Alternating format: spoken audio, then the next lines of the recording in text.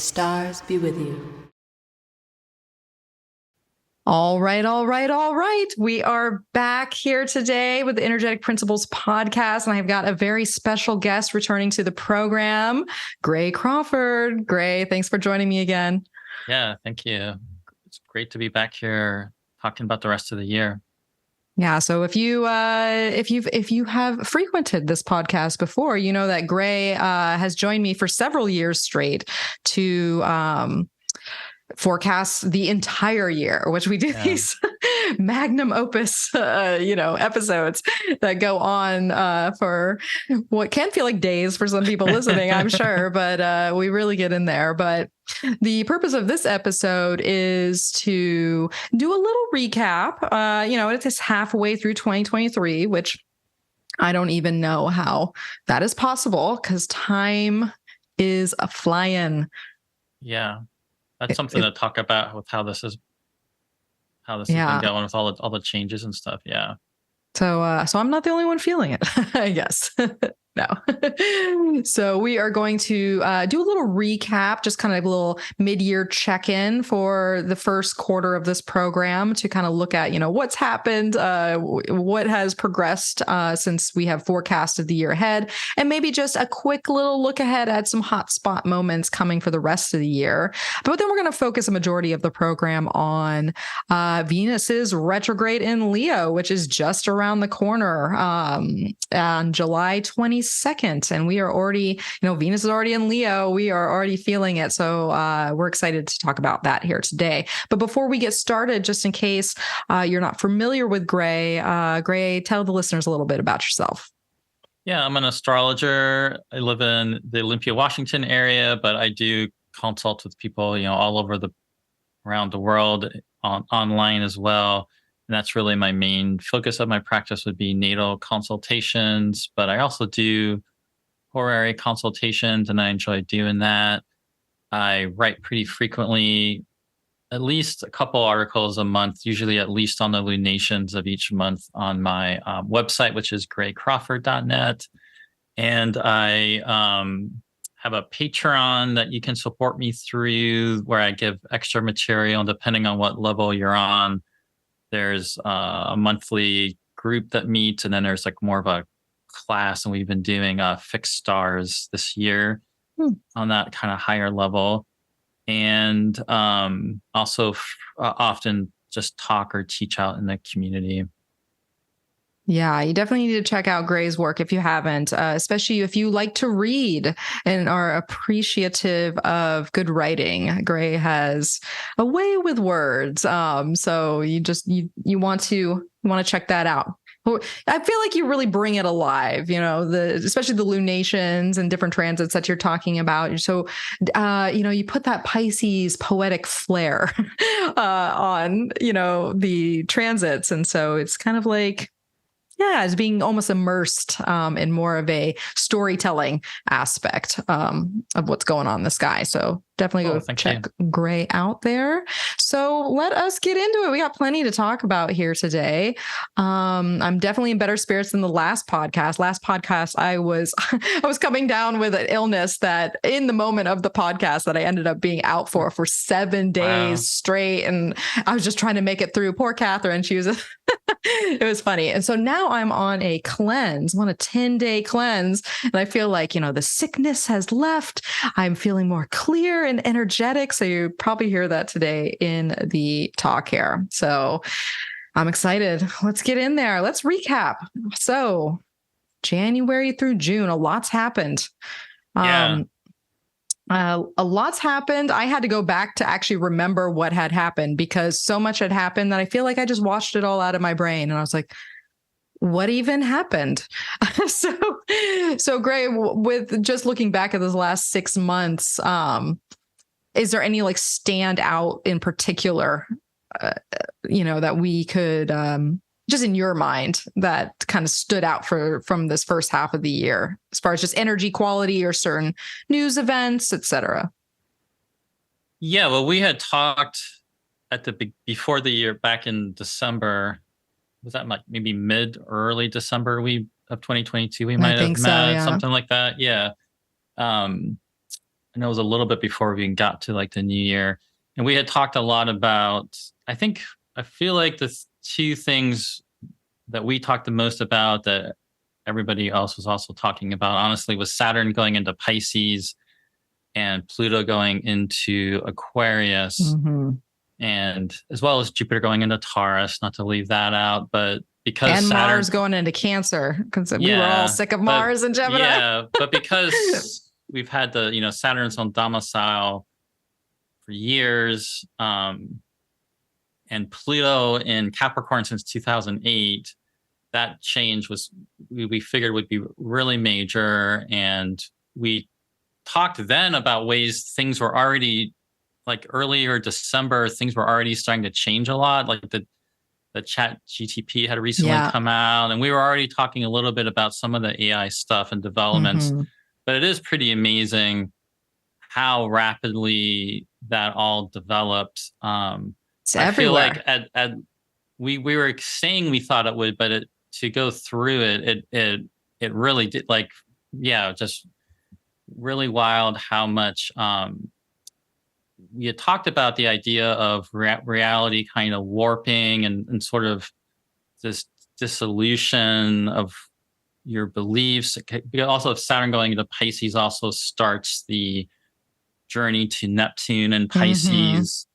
And even though they're not, some traditional astrologers would be, they're not in orb. One of the things that I feel like Hellenistic astrology has brought back that's really helpful for transits is that the co-presence is really a legit thing. And that's been, to me, very obvious that they're co-present in Pisces, and that does have a significant meaning. Because even when you go back to thinking about when Saturn went into Pisces, which is like, I feel like it was around March 7th off the top of my head.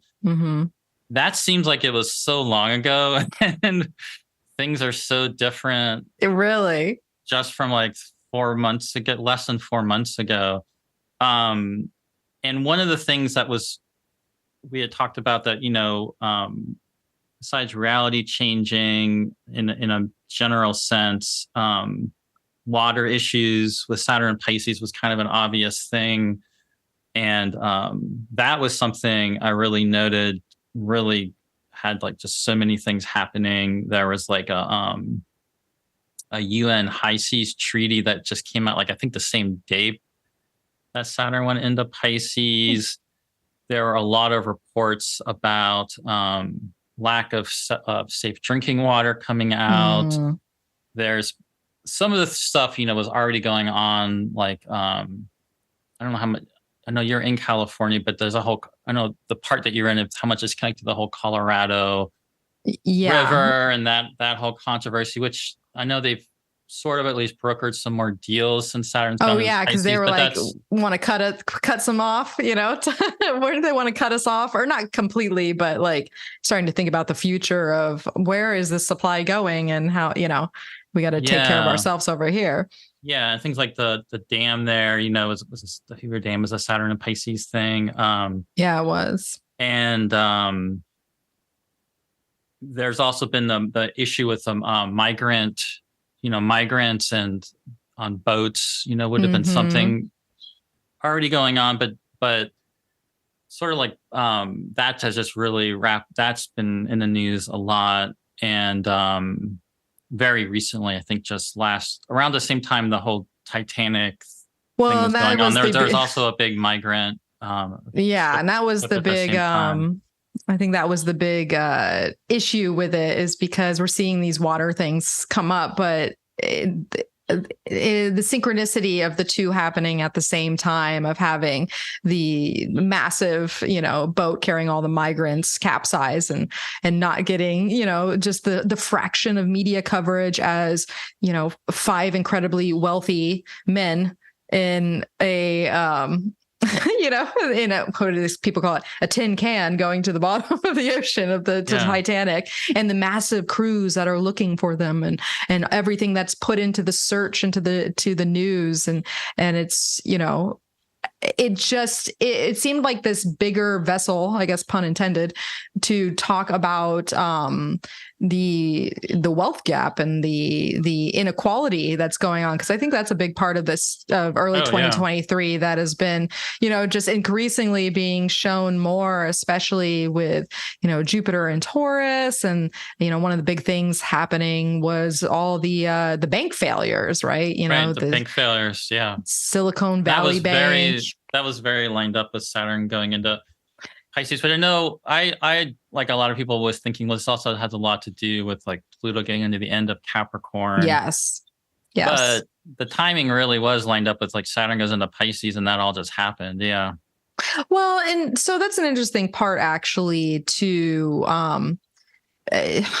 kind of think about, Saturn, well, right, the structure starts to erode, and even like you talk about the co-presence of Neptune, just kind of having that emphasis there too, and that bank starts to fail. And then in May there was another bank, like the fourth bank, which was First Republic Bank, which was even bigger than Silicon Bank. So it was the second largest bank failure that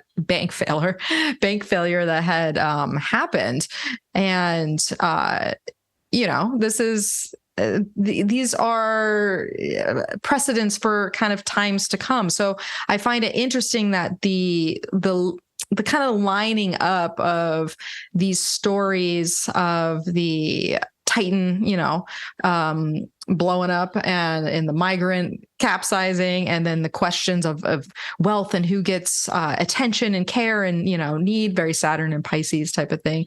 I think that also speaks to just sort of the cross dance that happened actually when Pluto moved back into Capricorn with that Mercury trine that happened all at the same time. So it was like this crossover of I don't know. It was an interesting entry to have Pluto move back into Capricorn with Mercury kind of having it on blast, and and then just rolling through Gemini for the rest of the transit, which now it's in Cancer. It moved into Cancer, I think, yesterday as we were recording this.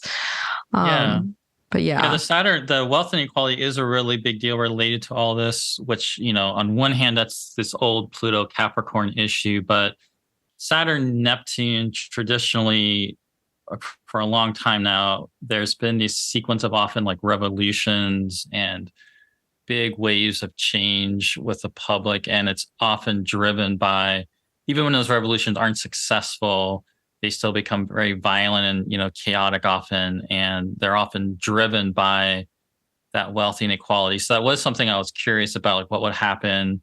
And there was, interesting, right when it went in France, there were a lot of big protests that got very violent. And I know that earlier in the month, there was another little wave of them, which didn't seem to be quite as big as previous. And it seems like Macron's just kind of going, that was involving raising the retirement age. Yeah. Partially, but there was some other issues going on too with that. But then I know there were some strikes in the United States. There's a big strike with writers. The Writers Guild, yeah. Yeah, so there are already some strikes and labor issues going on. I think Amazon right now, Amazon and maybe Starbucks, maybe. I know Amazon are. I don't know about Starbucks. Yeah. Yeah, I have to fact check me on that. But the Amazon, I know that's in the news right now, actually.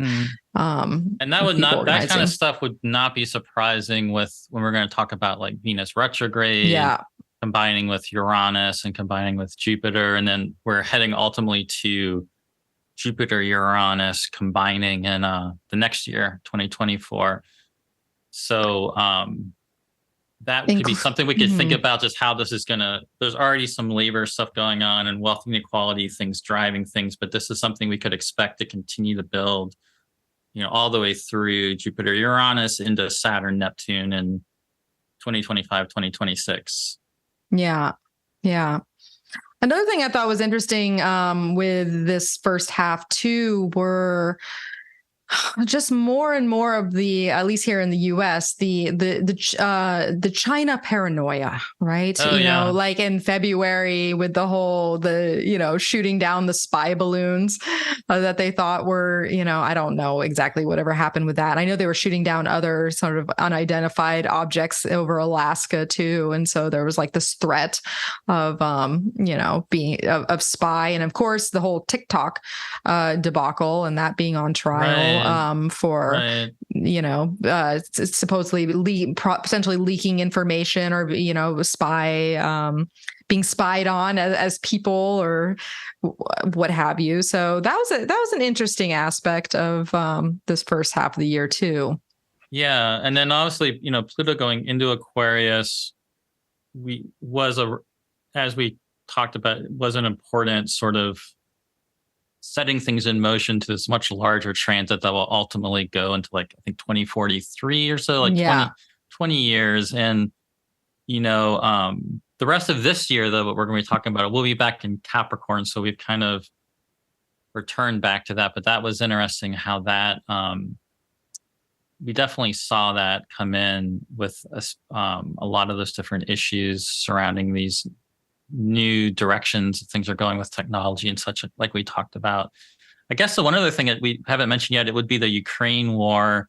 Yes. And there is another classic Saturn Neptune thing always is, Russia and what's going to happen. And just as we're talking, there was a very brief seeming like, this Warner group, going into Russia and heading toward Moscow, and it seemed almost like, is this a coup or is this heading into some military? Yeah, definitely like a pretty big strike against Putin, which was quelled for now. But that's another question where we don't know retrograde. We don't know where that's all going. That war is still happening, and that's another when you were talking about the China piece, that's something where, the U.S. is obviously very implicated in that war and doing a lot involved. And there's lots of talks between Russia and China too. I know that pops up in the news from time to time. Yeah, because that's just to speak to that too. And it kind of goes with the general uncertainty, I think, of Pluto going to Aquarius, Saturn going to Pisces. Things are starting to change. There are fears. Are we heading towards like a greater war, or is that not something that we see happening in terms of like an actual, like another like world war? I haven't personally felt like the astrology really goes with world war, although I definitely think mass chaos is something that will be happening in this decade. And it might be even something more like what we're seeing here, where maybe the U.S. isn't directly involved in issues, but we're obviously doing a lot. And, there are stories coming up about how we were really the ones that blew up the pipeline. And, we're obviously implicated and involved in this, but so I don't know, but there's lots of, that whole international situation, and like China also, getting more nuclear weapons and all this stuff. It's all stuff that's going on, and we don't know really where any of it's going right now as we're talking. So I'm just really interested to see, especially with this Venus retrograde coming up, because back in February 24th was the 1-year anniversary since the Ukraine war had started. And so I'm like, let me go look at that chart.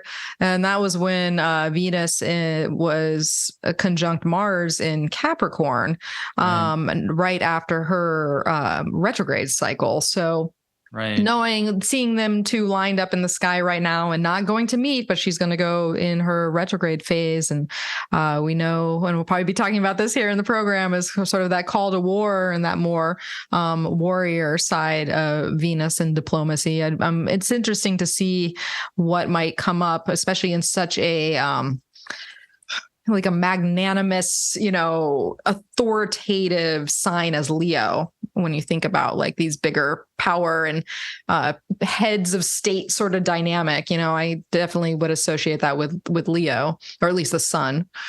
Yeah, and I'm realizing I didn't totally complete my thought for people who didn't know what I was speaking of. So the Saturn-Neptune conjunctions have typically gone with, we've had Russian revolutions happen, we've had Stalin die, we've had Soviet Union collapse, we've had the Tsar assassinated. So often there's like a major leadership change when that happens. And then with what you're speaking about and how that feeds into what we're about to experience with Venus retrograde, and it is a time of desires changing personally, but also collective desires changing and collective agreements and consensus agreements and that kind of thing changing. I don't know enough about what's going on with the war, but it's interesting that I can't pronounce his name, but the leader of sort of the mutiny, the Warner Group. I remember seeing before this happened, I saw some news reports where he was talking about, the morale's so bad in our country, and Russia's just sending all these, in his case, it was like all these ex-convicts that were formed into like a military unit. But he is being like, the oligarchs and the rich people aren't sending enough of their kids to the front lines, and the Russian people are going to revolt and like overthrow the leadership. And because we're in this time where it's always hard for me to always keep in mind, I don't know what I'm reading is necessarily true. And it's this, American propaganda. But it turned out that was actually pretty accurate, because he actually took troops towards Moscow, and was basically just like marching in until he decided to pull off. I mean, I don't know what would have ended up happening if he had kept going. But that was an interesting sign. I don't know what that necessarily means in the larger picture, and if the Russian people are losing, their interest in the war, and how much that could actually affect anything. That would be a question. Or would it go the other way? So that's the thing. It's hard to know. But what we're going into a period right now with Venus going retrograde. Traditionally, we always know this means big changes in personal desires and the directions we want to go. And we also see this in collective movements. We see this in civil unrest and rebellions, and with Uranus also in a hard aspect to this. That's the part where I don't have an answer to really know where this is all going, but it's interesting that when we're talking right now, like just to see what will end up happening. Absolutely. Yeah. So it was an eventful, it was definitely an eventful first half. I know we didn't even touch on like the whole abortion pill issue, even more carrying on with the actually Venus's last retrograde in Capricorn. So I think we're going to see more of that coming in here, but there's lots of action in the sky. So when we look forward here for the rest of the year from July through December, I think Gray and I are in agreement for the few hotspot points. Obviously, Venus retrograde is one of them, right? And we're going to go and fully do a treatment on that here in a minute. That whole basically we're in it now, but especially, late July through early September in that retrograde. And I know another one is obviously the Sun-Mars conjunction coming up, right? Is that one of yours, Gray? Yeah, those would be two of the really big ones. And it's interesting, Venus-Mars, I think, is just a theme to think about for the rest of the year. And interesting, they are the two planets that are sort of on either side of us, our orbit. Mars is the first superior planet to us outside our orbit, and Venus is the inferior planet to us, just inside our orbit. They're both very much about desire and going and what you want and what you want to create, with Mars obviously being more of the like fighting for something, and can also tend towards actual, violence, but in a more positive way to work with Mars can be more about, what do you want to protect? What do you really need to, get fired up and go after and make happen?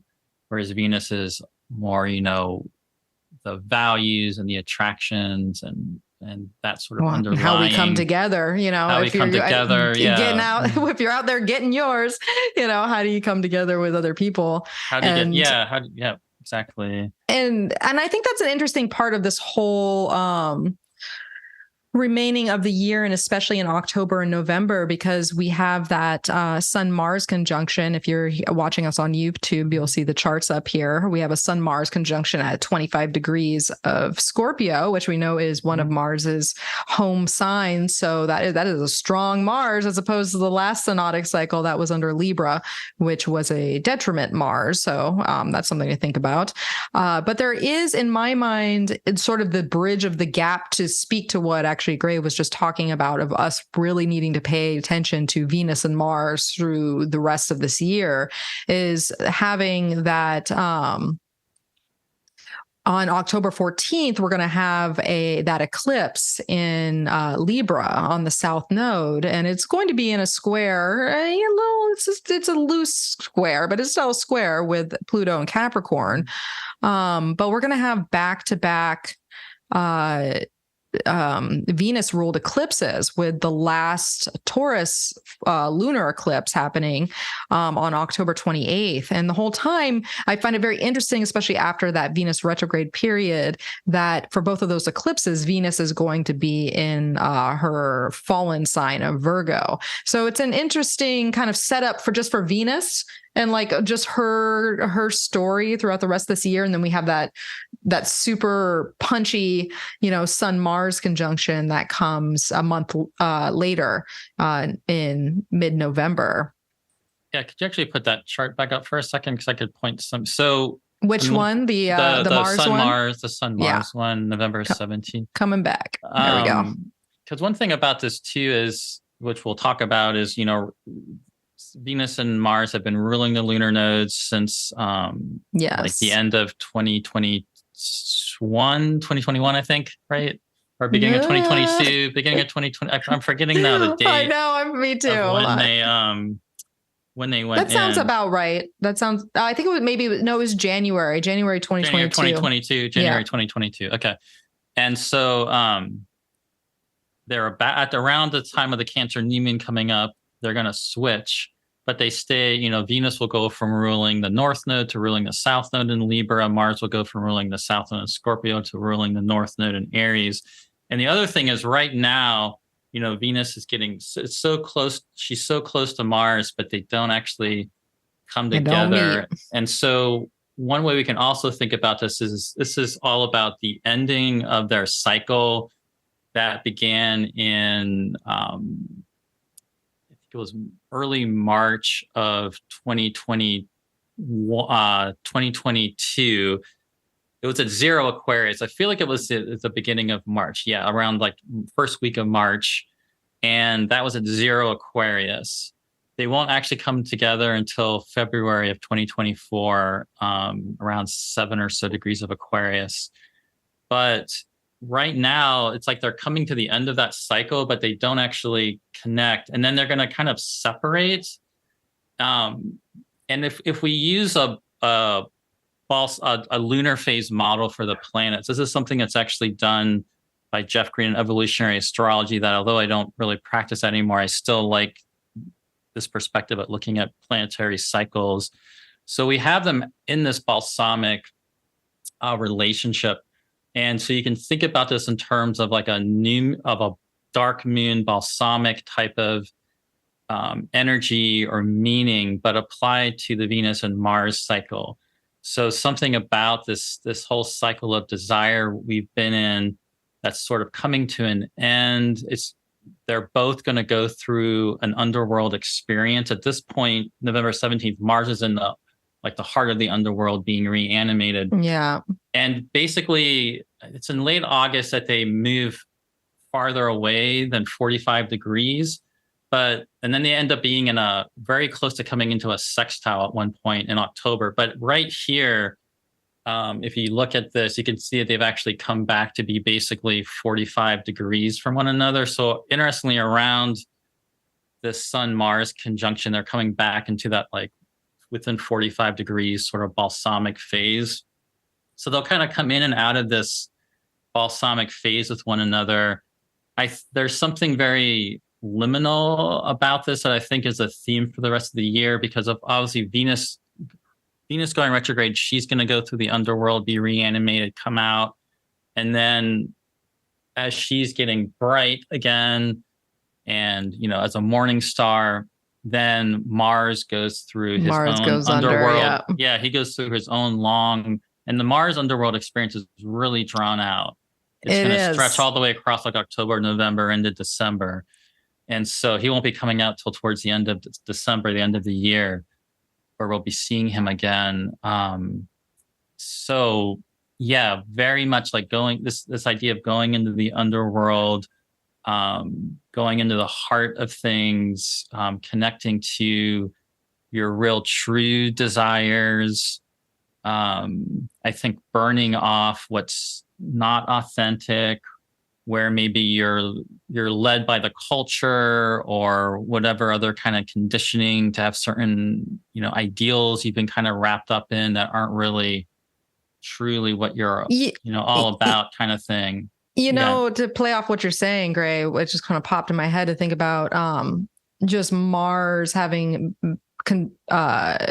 the last conjunction to the sun being in Libra, and talking about playing to, society versus, desire within society. Right. And here we're having both Venus and Mars being reborn in two fixed signs, and two signs that are really much, I feel like very much connected with the heart of things, right? Think about the sovereignty and the authenticity of Leo, and like getting down to the nitty gritty of your own light and your own illumination and your own solar system and what's going on there. And then Scorpio, we know, is it's a no BS sign. Like it gets down to the bottom of things, and to that soul level and to that healing level. And it's, it's more concerned with what's to protecting like what is like immediately necessary in its emotional realm and what matters to it most, versus maybe more of these, the social realm or societal, what society deems is appropriate. So there's this feels like talking about this liminal space and kind of having this reorientation. It's very personalized. It's very personalized. Yeah, that's the thing I think that's really key about. We can really focus in on this rest of the year, that it's much more personal, because we already had the big events of this year for the most part. We had this Saturn ingress, a Pluto ingress. The big major outer planetary aspect was the Jupiter-Saturn sextile that we just went through. I don't think there's really another major outer planet one. Probably the best we get is like Saturn being opposite Mars coming up, which is one of the hot spots I was going to talk about. Yeah.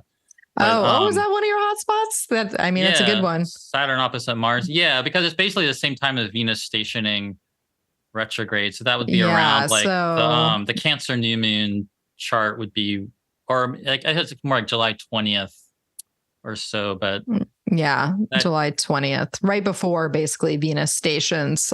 We have that Mars Saturn. So that's two superior planets coming into aspect. It's the Mars Saturn opposition. It is plugged into some of the charts too for the year, like the have it here. The Aries ingress chart in the US was like 7 degrees Virgo rising so that's, the Mars is right on that Aries ingress ascendant, and Saturn is kind of near the descendant. And then if you look at the Cancer solstice chart, Saturn, it's like 3 or 4 Virgo rising, but Saturn's at like 7 Pisces on a descendant.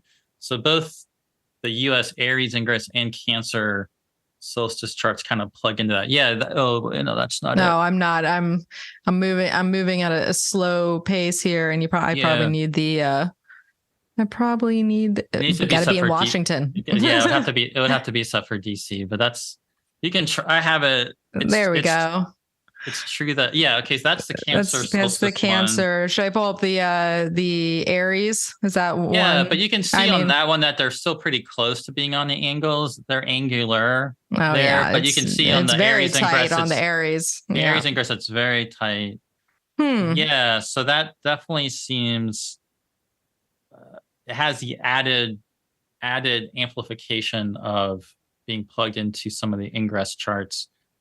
But even notwithstanding wherever you are in the world, Saturn opposite Mars is a big deal, and it is timed for it to happen like right before Venus goes retrograde. And so that's the first big period to me. It's like July 17th to like the 23rd that week. Because we get the Cancer new moon, we get the nodes switching. Yeah. We get the nodes squaring Pluto, and then we get the Saturn. So it's basically nodes switched to Libra Aries, Cancer new moon squaring Pluto, squaring the nodes. I mean, opposite Pluto, squaring the nodes. The nodes are squaring Pluto. Yeah, that's a big one.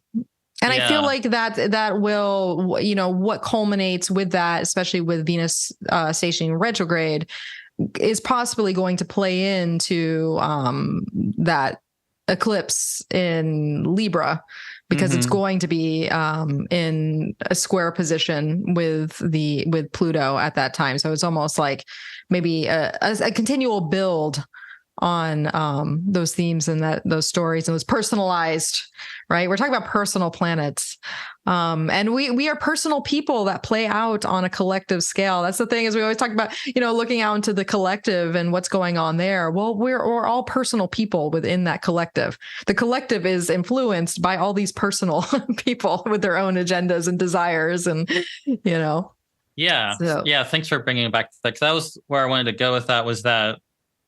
So yeah, these are some charts here where, Pluto squaring the nodes changing, Saturn opposite Mars, Venus stationing. Those are going to be collective events, but there aren't any. The next really major like outer planet configurations like Jupiter, Uranus in 2024, and then we're going to go into like Saturn, Neptune coming together in 2025. Exactly in 2026, we're going to get like Pluto going into Aquarius for good, Uranus going into Gemini for good.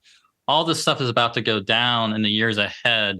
So I feel like the rest of this year, where we don't have as many of those really intense alignments as we're going to be having, starting next year, it is a time to be very connecting to, I think, your personal purpose. Yeah.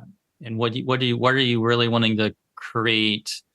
What's your true desire to really focus in on and serve the world with? What are you really being called to? Who are you being called to be? Because we're about to go through, in the years ahead, we all astrologers know this is going to be a very historically remembered time period.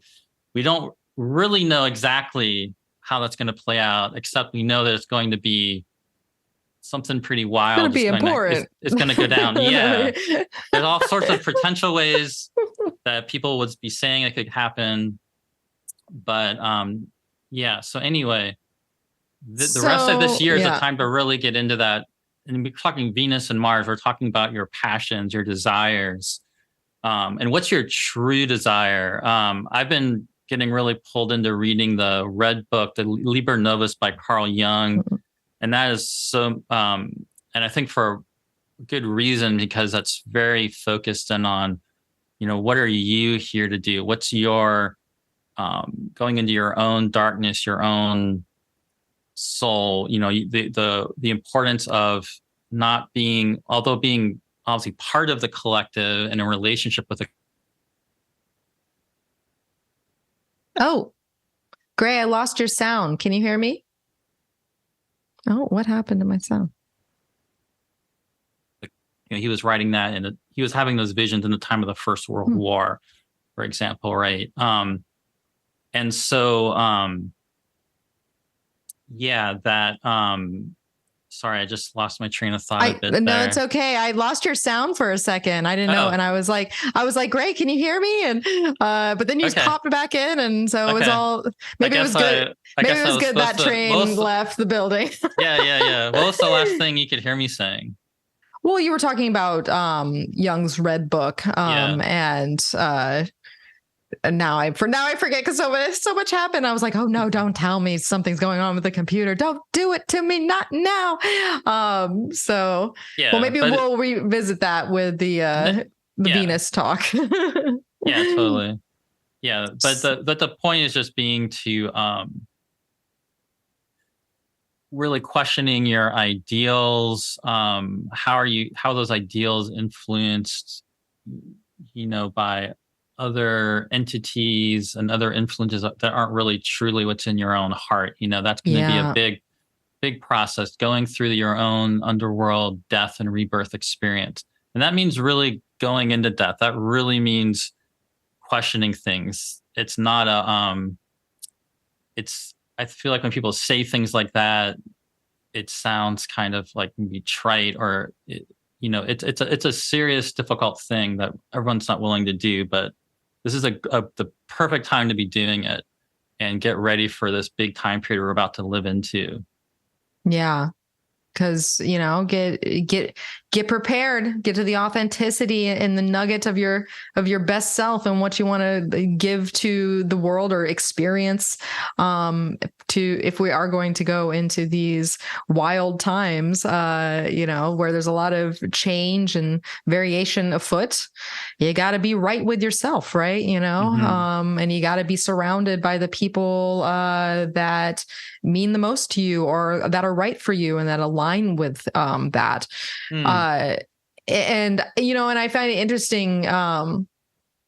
Well, maybe I'm jumping the gun on this, but that's a great point for Venus retrograde. What you're saying. I feel like, so we're segueing into Venus retrograde now, basically, because I think we did our treatment for the 6 months. And I think I wanted to take like a takeaway word or two, but it's almost like I feel like we kind of summed that up with just personal desires and like just, working on the self the self relationship, and then how that bleeds out into relationships beyond the self, obviously. But when last night I was preparing for the podcast, I had this new witch deck. It's called Witch, woman in total control of herself. And I was like, it's a new deck that just came out. It's fun. And so I pulled a couple cards because I was just curious. I was like, witches, just how I addressed them. I'm like, witches, what do you see for the Venus retrograde on a collective level? What are we working through on a collective level? When I say collective, not as collective as all people, but collective, each one of us are kind of going to experience these types of energies. And so I got two cards. I got the Sisterhood of Reciprocity and the Keeper of Silence.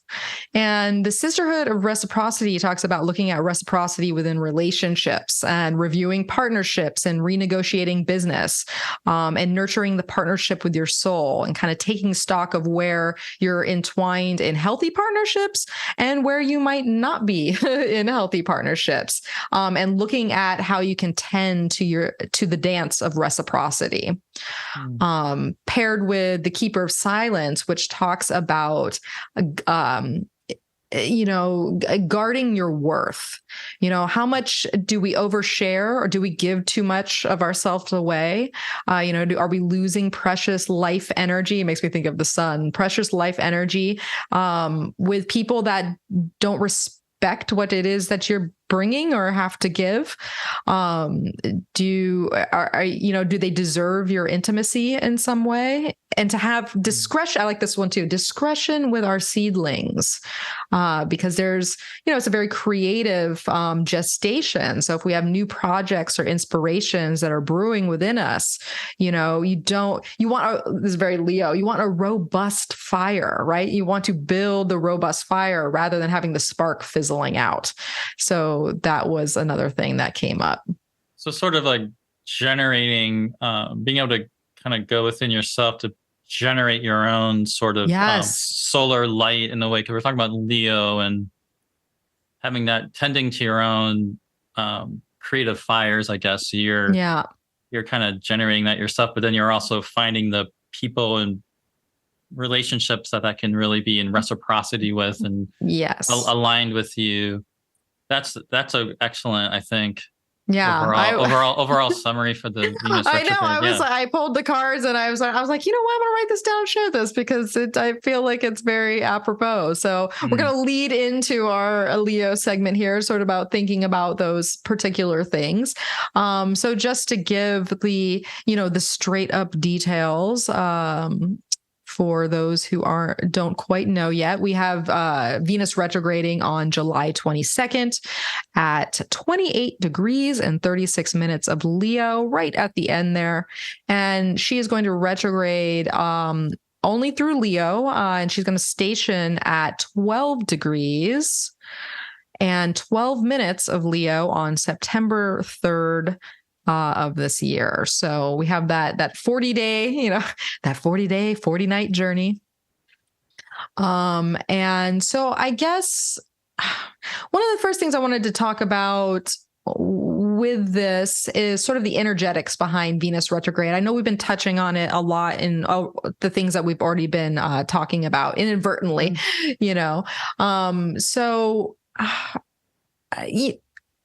we kind of talked about what's already affected, like the topic, the types of area, the areas of our lives or the qualities of our being that might be affected in the retrograde. But I was kind of curious, like who's affected? We're thinking about, especially here in Leo, like is anybody going to be a little more affected than someone else might be, sort of thing? You mean just with people's chart? I mean, so. Thinking about those fixed signs. Yeah. So there is a 5-pointed star that Venus forms where, every 8 years, and these always happen in the same place every 8 years, a couple days off, a couple degrees off, very slowly changing across time. So this is one that in Leo, it used to be Virgo to Leo. Now it's all in Leo. And that you could think about, 2015, 2007, 1999, 1991, our previous ones, for example, in the same general time period. Are you able to hear me okay? I wasn't sure. Yeah, I hear you. I hear you well. Okay. So one thing you can think about, you might have, like you're saying, something important, fixed placements in your chart could be one thing. Your ascendant in Leo, obviously, or 10th house or 7th house or 4th house in Leo. One thing I was commenting to you earlier, they've always been really significant for me. And Leo is my 3rd house, but my lot of fortune is in Leo. And so it is in a fortune house for me. That could be something else, or there might be some other important placement you have that might make it particularly important. But I mean, it's a transit that really, it's a very deeply personal transit, but we're all implicated in this. We all go through our own like underworld transmutation, and collectively this sort of feeds into like these bigger collective movements and changes that coincide with it. Yeah. I was just going to say, I'm wondering just because, we talk about, especially with perfection years of like, what planet is on stage. And I'm really curious with this time around, because when we had our last Venus retrograde in Capricorn, I was in a Venus year. And it was definitely, popping off in my life. So I'm curious to see just sort of and of course this is angular for me, so it's obviously going to be important for my chart, but all those of you out there in a Venus year, it would be interesting to hear some feedback later of like if you felt like it was more prominent as far as like events happening in your life or things of great significance. Yeah. So if you're into some of those different weird timing techniques, you could have a perfection, a Leo sign perfection, or a Venus as a Time Lord perfection, or perhaps Venus as a Time Lord ruler in anything else like a circumambulations of the bounds, or for Daria, or maybe something with zodiacal releasing as Leo. I mean, there could be a lot of different things. I feel like all of it covers the base for all of us. Like we're both someone out there is bound to have one of those be Venus. So there's also all these different timing techniques that feed into it, not just your natal chart like you're speaking to. I guess with the energetics, I think one thing that's helpful to think about is what are we actually talking about? And sometimes people think about it very like simply like, oh, it just goes forward and it goes backwards and it goes forward again. But what's really going on, of course, is that Venus she looks like she's going retrograde because she's in between our orbit with the sun. So this is Venus coming as close to us as she gets in her orbit. So that's part of the reason she gets so intense. She's also going from being an evening star where we are seeing her at night following sunset. And the big first entrance into it is when she gets to her maximum elongation. Oh, great. You have that. Yeah. So, she gets to her maximum elongation as an evening star. That was around June 4th. So she gets to her greatest height. And that's when she starts slowing down some. But she's also then, you can sort of see there, she's like coming closer to us. And she's getting brighter. And right now, as we're talking, which is June 26th, I think, she's getting brighter. 27th. Yes. She's getting brighter and brighter. I believe it's around July 10th that she's going to hit her brightest point. So if you're seeing this around the time of like I'm not sure when you're releasing this, but there's going to be a Capricorn full moon coming up. Oh, it's coming out on the full moon, basically, okay, cool. This episode. So the Capricorn full moon, we're going to have a Capricorn full moon happening while Venus is still pretty high, not at her greatest height, but still pretty high as an evening star and bright. And the week following that full moon, she's going to be getting brighter and brighter and brighter. So we can see there's like this increased kind of like heat and glow and sort of like magnetism of Venus, and she's coming closer to us. And then when she shifts retrograde and starts looking like she's going backwards to our perspective, that's when on your diagram there, she's like coming even, you can see that RX there. She's kind of coming even closer. And where you have that line going across that's when she's at her closest point to us. She's lined up with us in the sun. And that's the interior-inferior conjunction, which is around August 13th. And that's like the heart. That's when she's reanimated. And then she starts pulling away from the sun. We can see her again. And then she's basically up at her greatest height. She comes down, kind of goes into the underworld. Then she comes up again as a morning star, likely rising, kind of leading the sun coming up, like she's rising before the sun rises. And then she starts getting brighter. I actually wrote these dates down while we're talking about this. So I think her maximum brightness as a morning star is around September 17th. So that'll be, she's going to end up, you mentioned before, she's going to station direct like September 4th, but then kind of extending this out beyond her actually stationing direct, she'll be start climbing higher as a morning star and getting brighter. She's getting farther from the sun, right?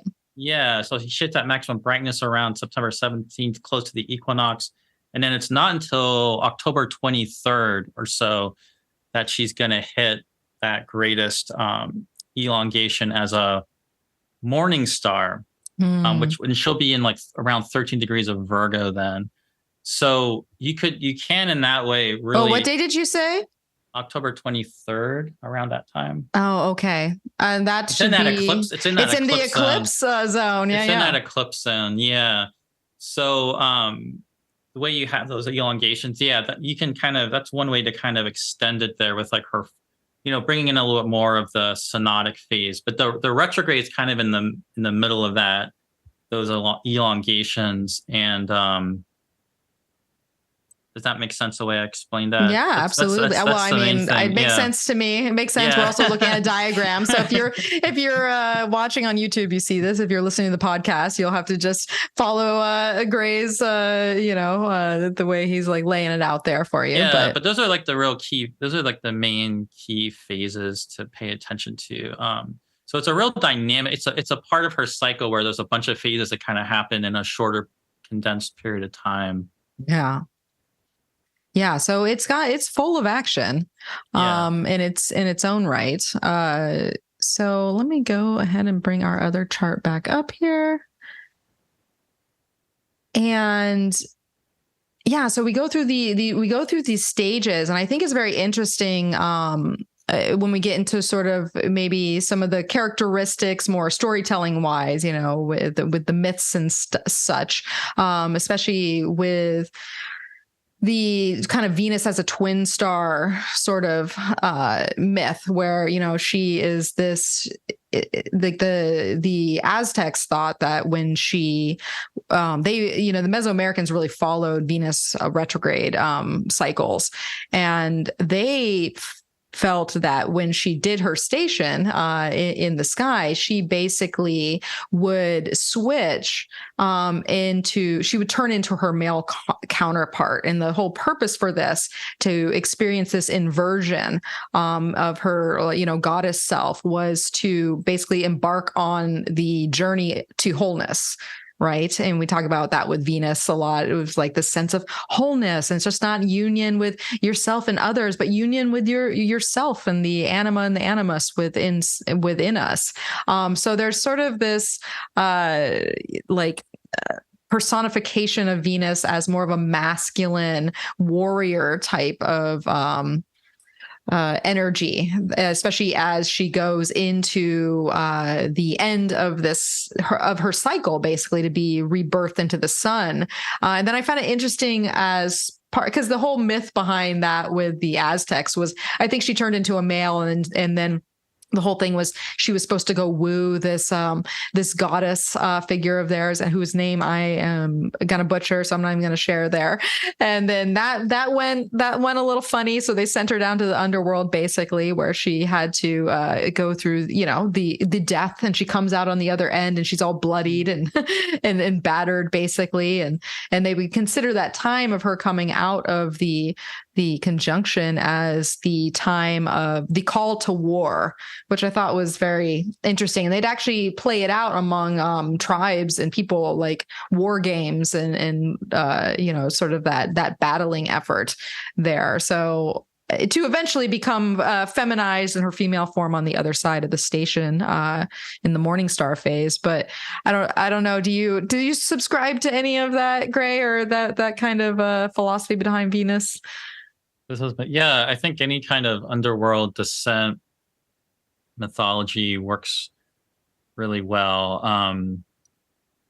A lot of times, actually, there's also her other conjunction with the sun, which is a superior conjunction, when she's like on the far side of the sun and moving really fast. And, a lot of people talk about that being like the Inanna story of the descent to the underworld, but that same basically symbolism of Inanna, does to me work well with the Venus retrograde as well, just because we have this, like, she's up at this great height as this evening star, and then she goes, it's just this very like going down into the underworld. So any kind of descent, whether it's Inanna or, Persephone being like this goddess above, and then she gets pulled down to Persephone's case, like become the queen of the underworld and rule the underworld, or Inanna has to go down and meet her sister Ereshkigal, the lord of the underworld.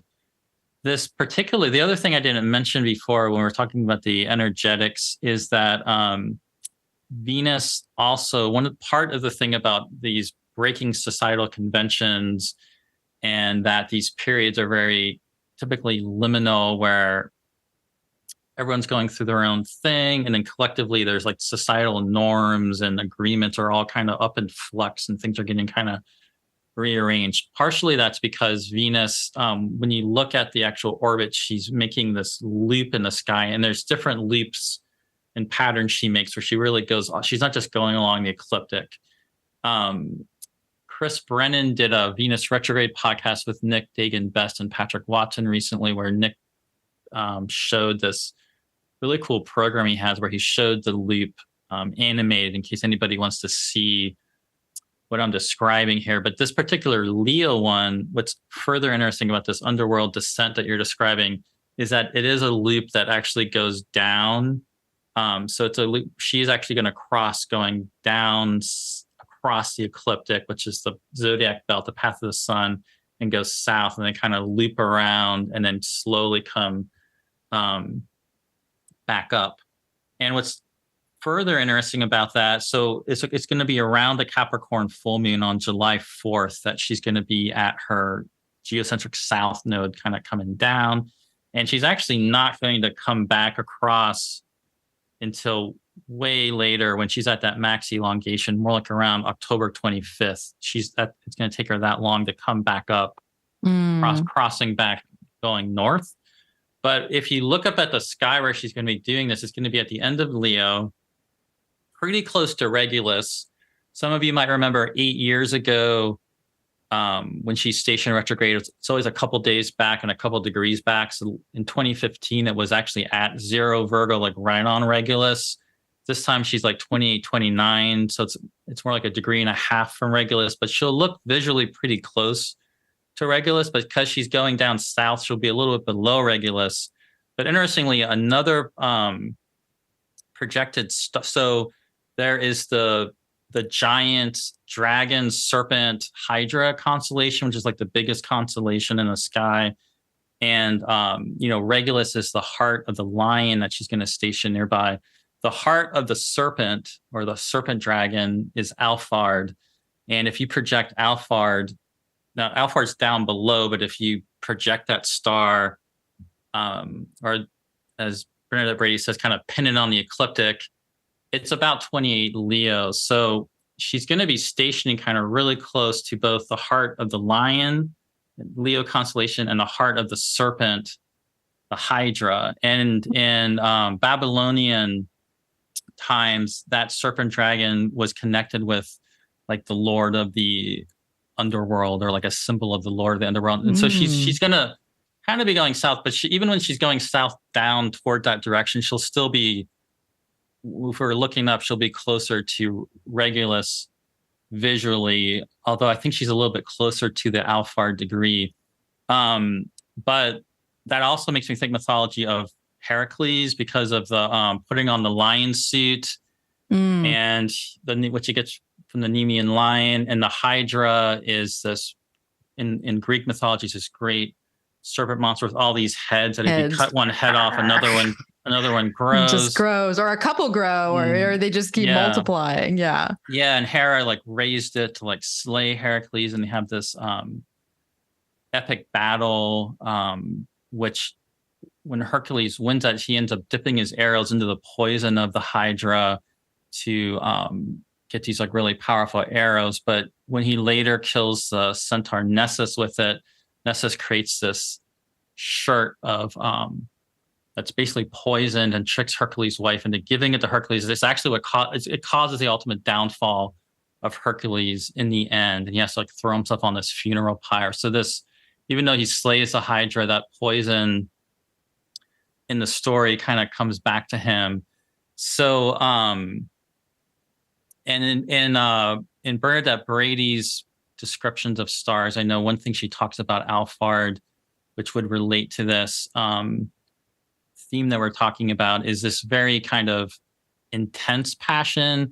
And it can be this very, if you can focus that intense passion, it can have this primal sort of like chaotic creative energy that can really be intense and directed at something, but obviously can also be chaotic, as desire can be. So I think that's actually an interesting kind of star mythology. And with Hercules, we can obviously think about being too much of a hero and too much wrapped up in this lion cloak that you're wearing, this like ideal persona, or this invulnerable ideal, or hero you're trying to be, and kind of causing your own downfall in that way. But there's also I think that the trick with this, like everything, is coming into a balance The of balance, good old Venus word.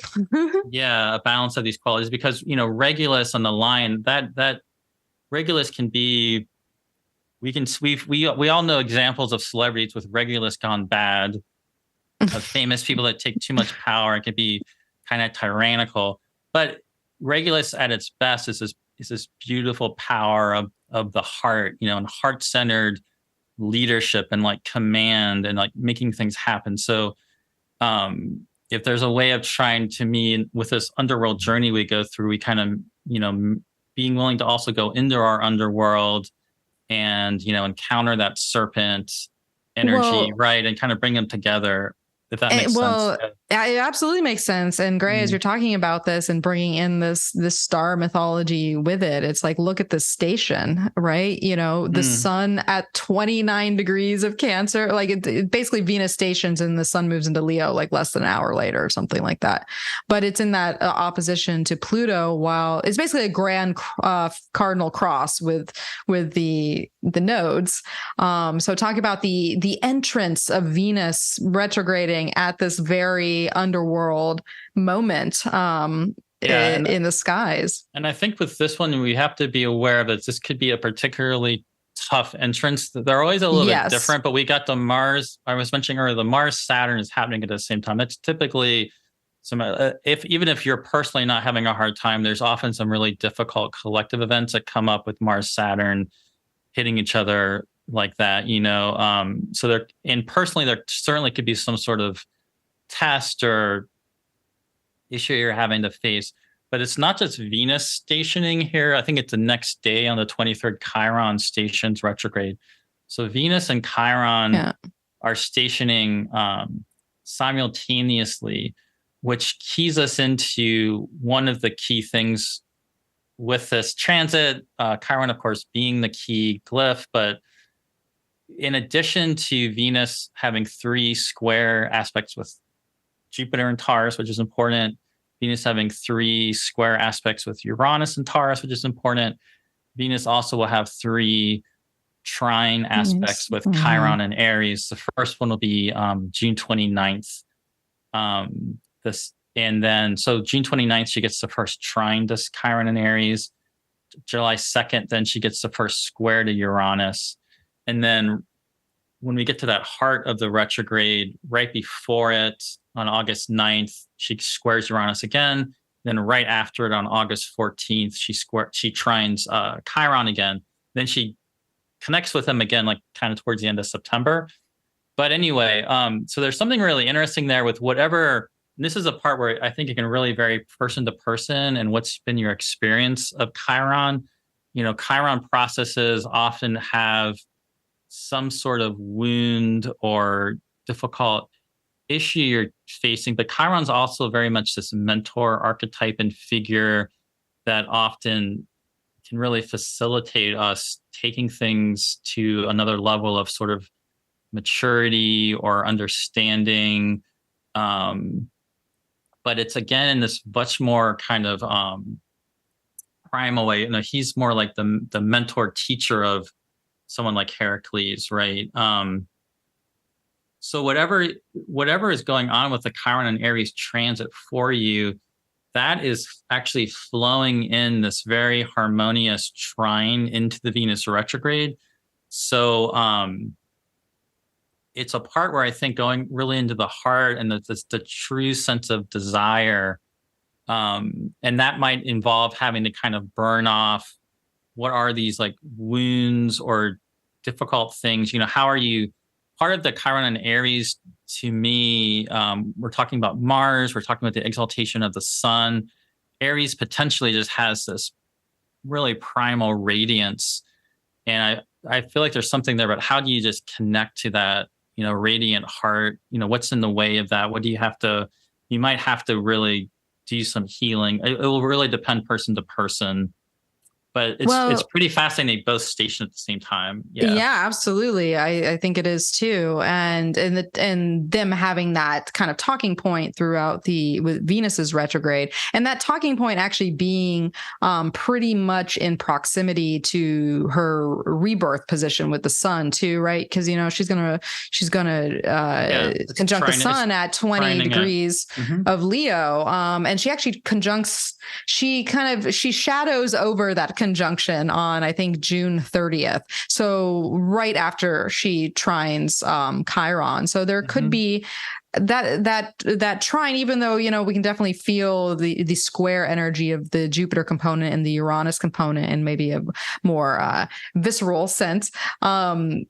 It makes me think of, I still think the Chiron piece is important because, these are very individualistic signs in a way, right? We're talking about Leo and wanting to be your robust, courageous, creative spirit. And Aries is like, I'm going to do me and I'm just going to jump in and leap and take a bite out of life, right?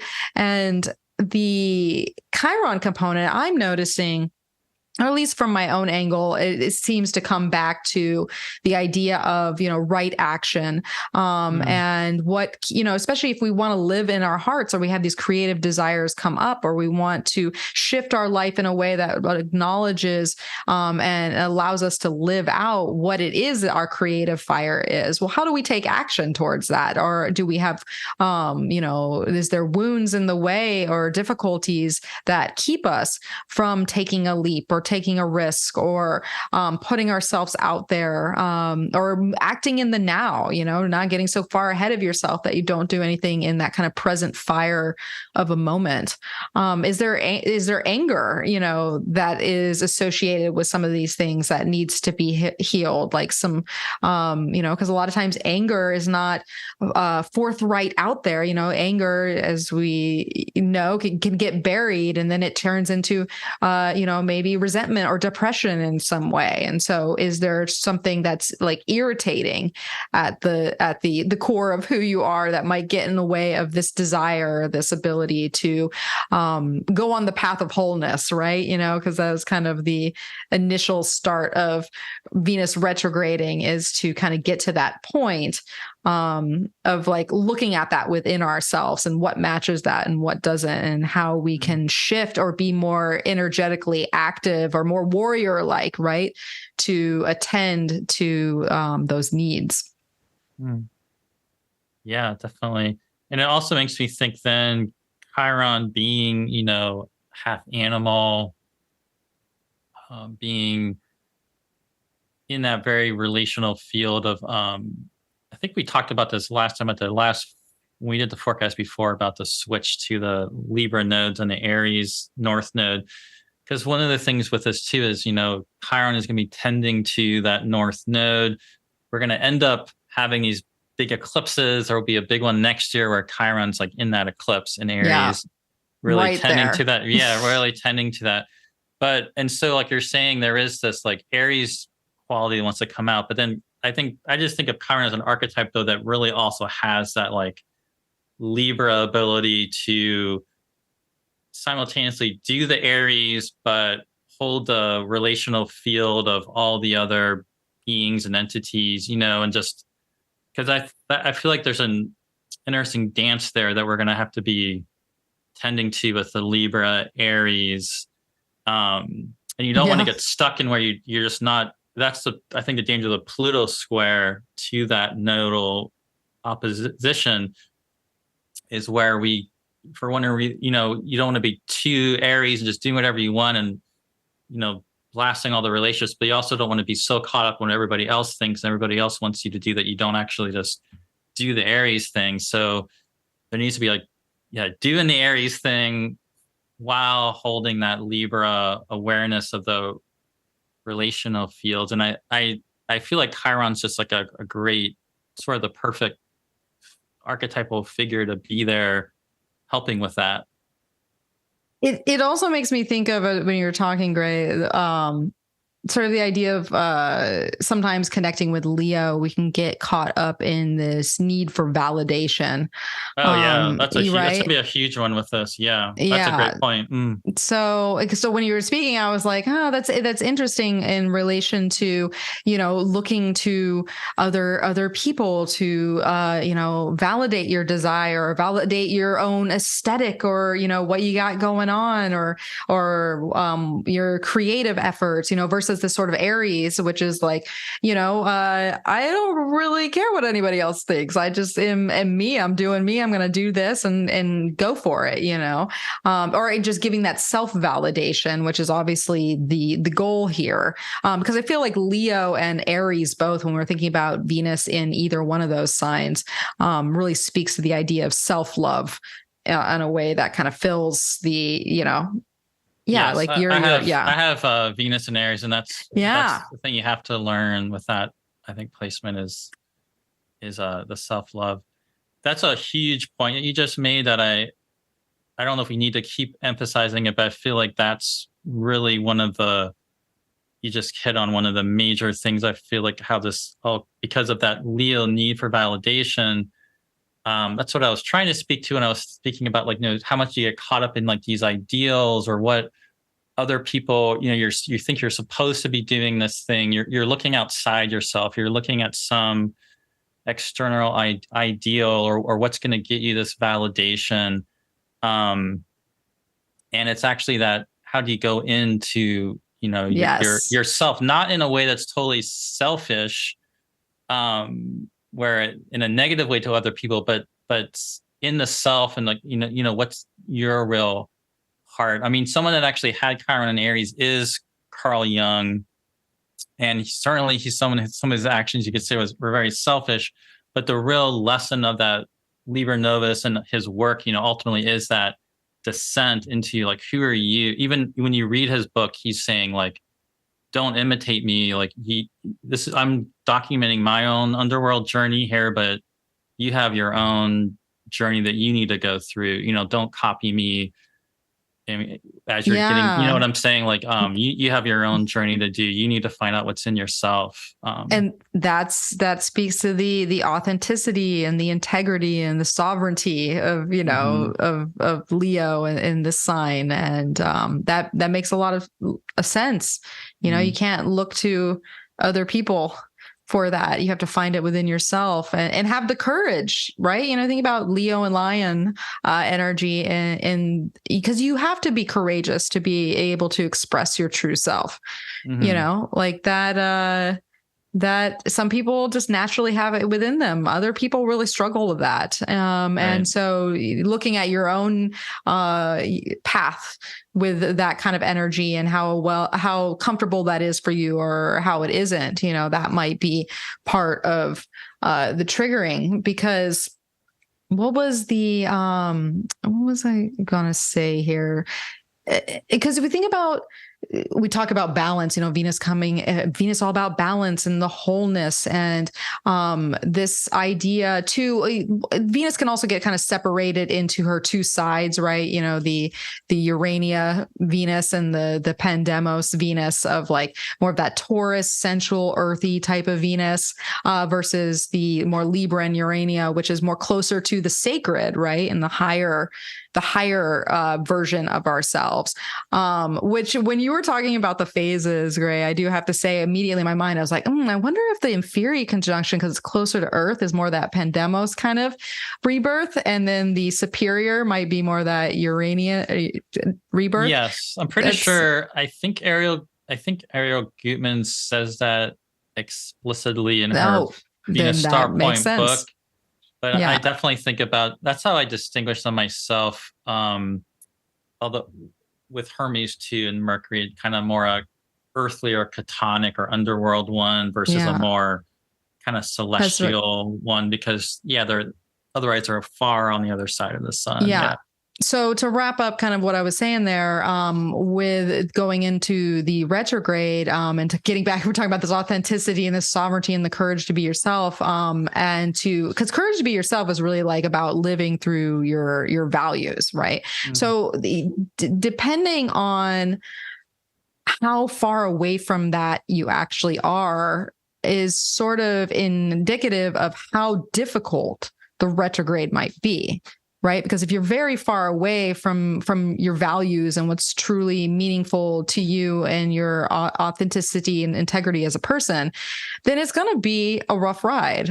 But if you're closer, there'll be lessons that's gonna be kind of put in your face. Yeah. So that's something to think about, as you go through it. If you find it's a little more difficult from you, you might be like, oh, well, actually, maybe I was just a little farther away from what it was that I actually even truly desire and want out of life. The other thing that you're speaking to there, meant to bring this up earlier, but I'm glad we got here, is that I think it's also important to think about this all in the standpoint of, when we were talking earlier about these personal transits and preparing us for what's to come, what is to come, is Pluto in Aquarius for 20 years. And we had a little taste of it. So one thing, and interestingly, when she stations here, Pluto's back in Capricorn, they're actually in a almost exact quincunx. So there's a weird, that weird quincunx, like aversion type of aspect coming in here between Venus and Pluto. I think the quincunx does count as something that's interesting and meaningful. But anyway, there's something interesting there about the fact that Pluto's not in Aquarius when this happens. And we're getting this opportunity to really do this Leo work without Pluto being in Aquarius. Yeah. Because later on, that's going to be the case, that Pluto will be there. And one of the things with that is like, one of the things that came up with this has been AI. We can also think about social media. And I feel like that issue you're talking about wanting validation, I feel like social media has just made that, maybe it's my generational age, but to me, seeing what it was like before and seeing what it's like now, it's made that a much bigger issue for a lot of people. 100%. That's because when you get on social media, it's such a echo chamber of people just often copying or mimicking or wanting to tag certain people or kind of do these different things to get themselves more likes or followers or whatever. And it's sometimes that can be great and it can be very collegial and it can be very collaborative. I'm not saying all of that is bad, but it can also be a lot of like looking for validation. And that's just going to get more intense in the years ahead, probably. So this is like a really important time to connect to that heart of who you are. Yeah. And that's a great point, Gray, because it makes me think of just once again that sort of like back and forth energy, those two sides of Venus. And every planet has it. Every planet has its high side, every planet has its low side. But that is a low side of Venus, is doing things that are more aligned with maybe superficiality and this needing to be seen or liked, or like it's not like part of really like truly a higher expression of Venus and sharing, right? Because I thought when you said like it might be like a generational difference with just like, because we're, Gray and I are only a couple of years apart. And when we think about it and we think about just the progression of social media and like getting on like MySpace or Facebook, we just maybe want to post some pictures, but we wanted to share something. We wanted to say something. I don't even think you could you like something on MySpace? I don't even remember, but it wasn't really. I don't remember actually. Yeah, me either. I wasn't a big MySpace person, but yeah. Yeah.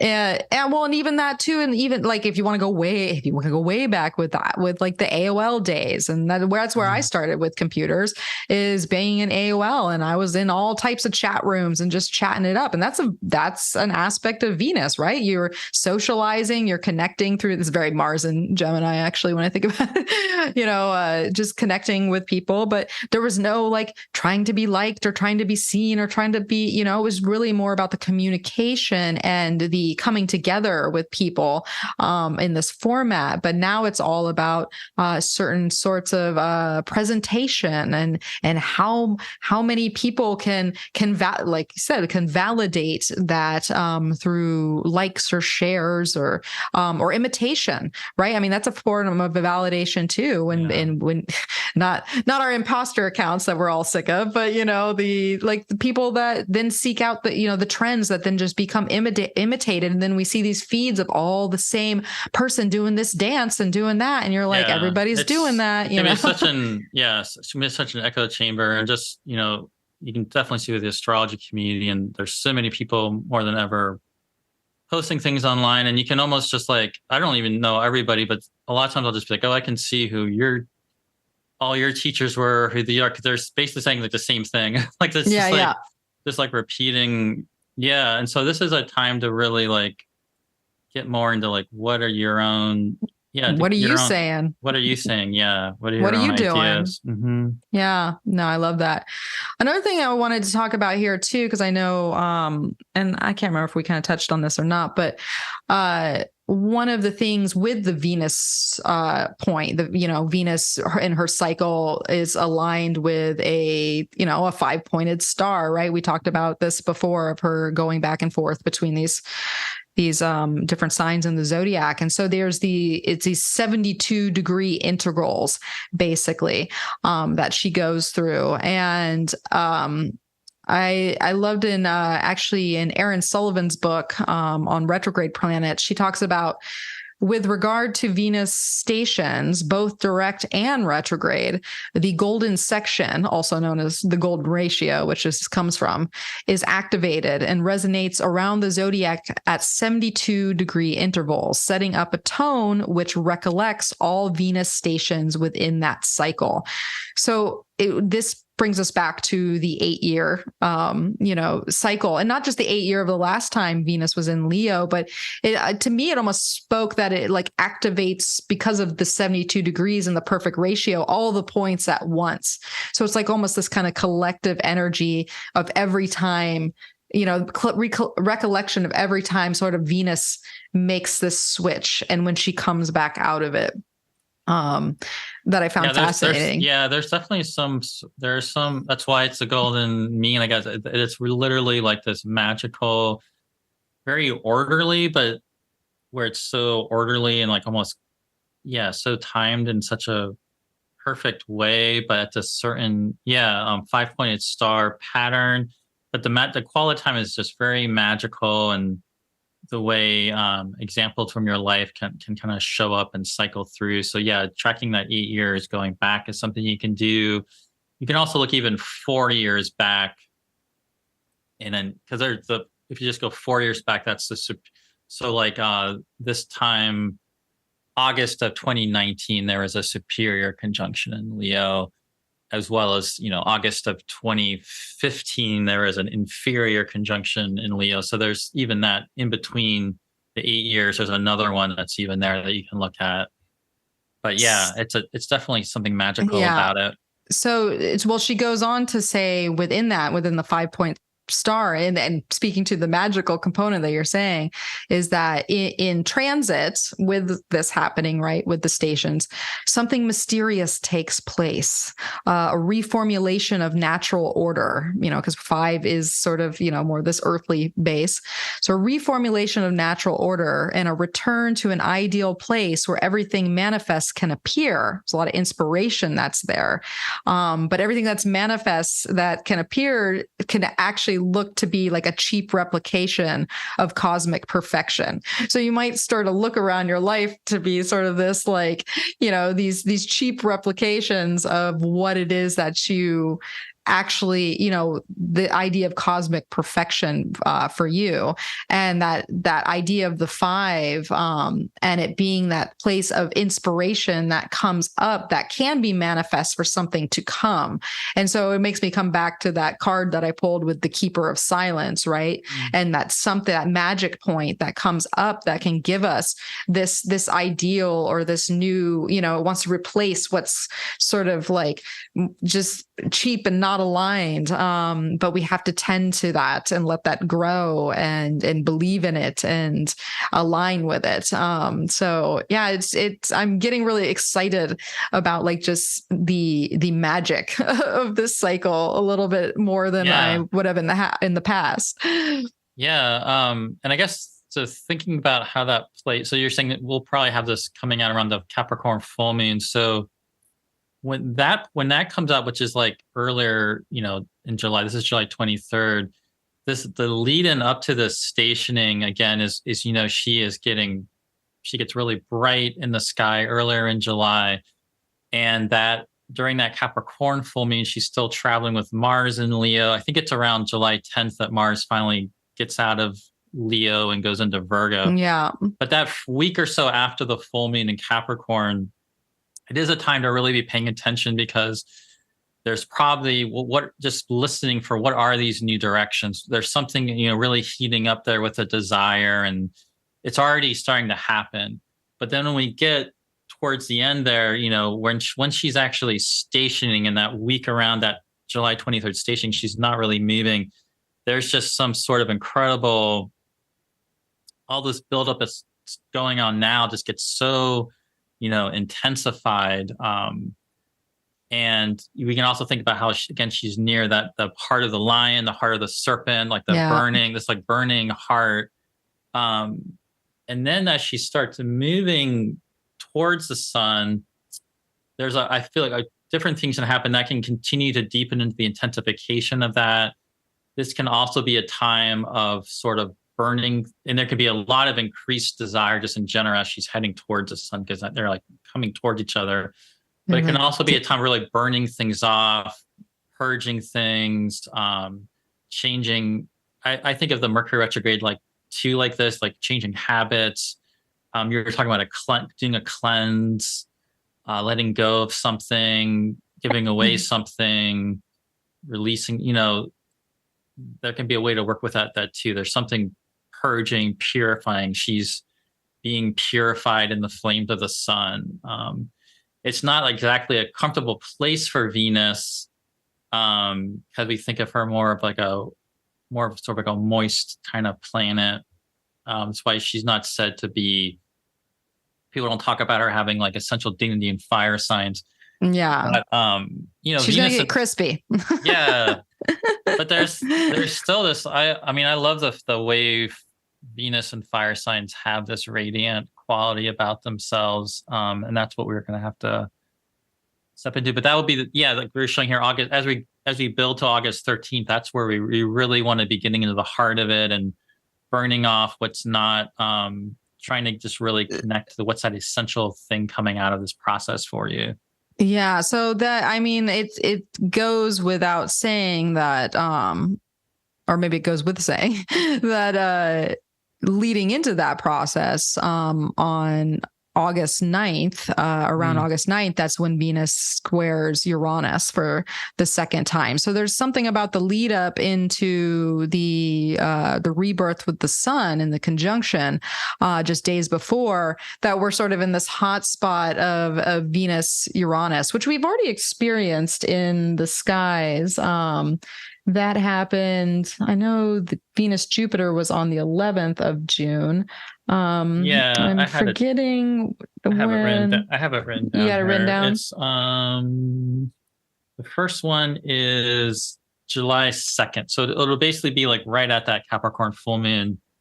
Oh yeah, so we haven't had it yet. Oh, at least we will have when you listen to this, but not as Gray and I have spoken. When you listen to this, it will have just happened. So that is the first. That's not the first thing to pay attention to, but that's an important thing to pay attention to. But also realizing this is a process. There's going to be two more. But Uranus is in Taurus, the sign of Venus, and I personally have noticed, maybe because I'm a Venus in Aries opposite at the end of Aries, opposite Uranus at the beginning of Scorpio. So I'm a Venus Uranus person. But I've generally I've been liking the Venus squaring, hitting Uranus, just because I feel like Uranus in Venus is signed for me. Even when something might be difficult, there tends to be something creative or something comes out of it. It's gonna I think it helps the situation that there's a bit of reception. And again, because we're talking about Uranus, this is where we don't really know where things could go. We can definitely expect some kind of unrest. Perhaps it would be a perfect combination for labor movements or strikes or rebellions. You know, Saturn in Pisces is retrograded in Pisces. You know, the authority figure is a bit checked out there. And in Pisces, it's not Saturn in Aquarius anymore. It's Saturn in Pisces retrograde. So this is where it's also, I think, very much about, again, like kind of we're talking claiming your own authority. And to me, the Venus Uranus, what does Venus Uranus want? They want something.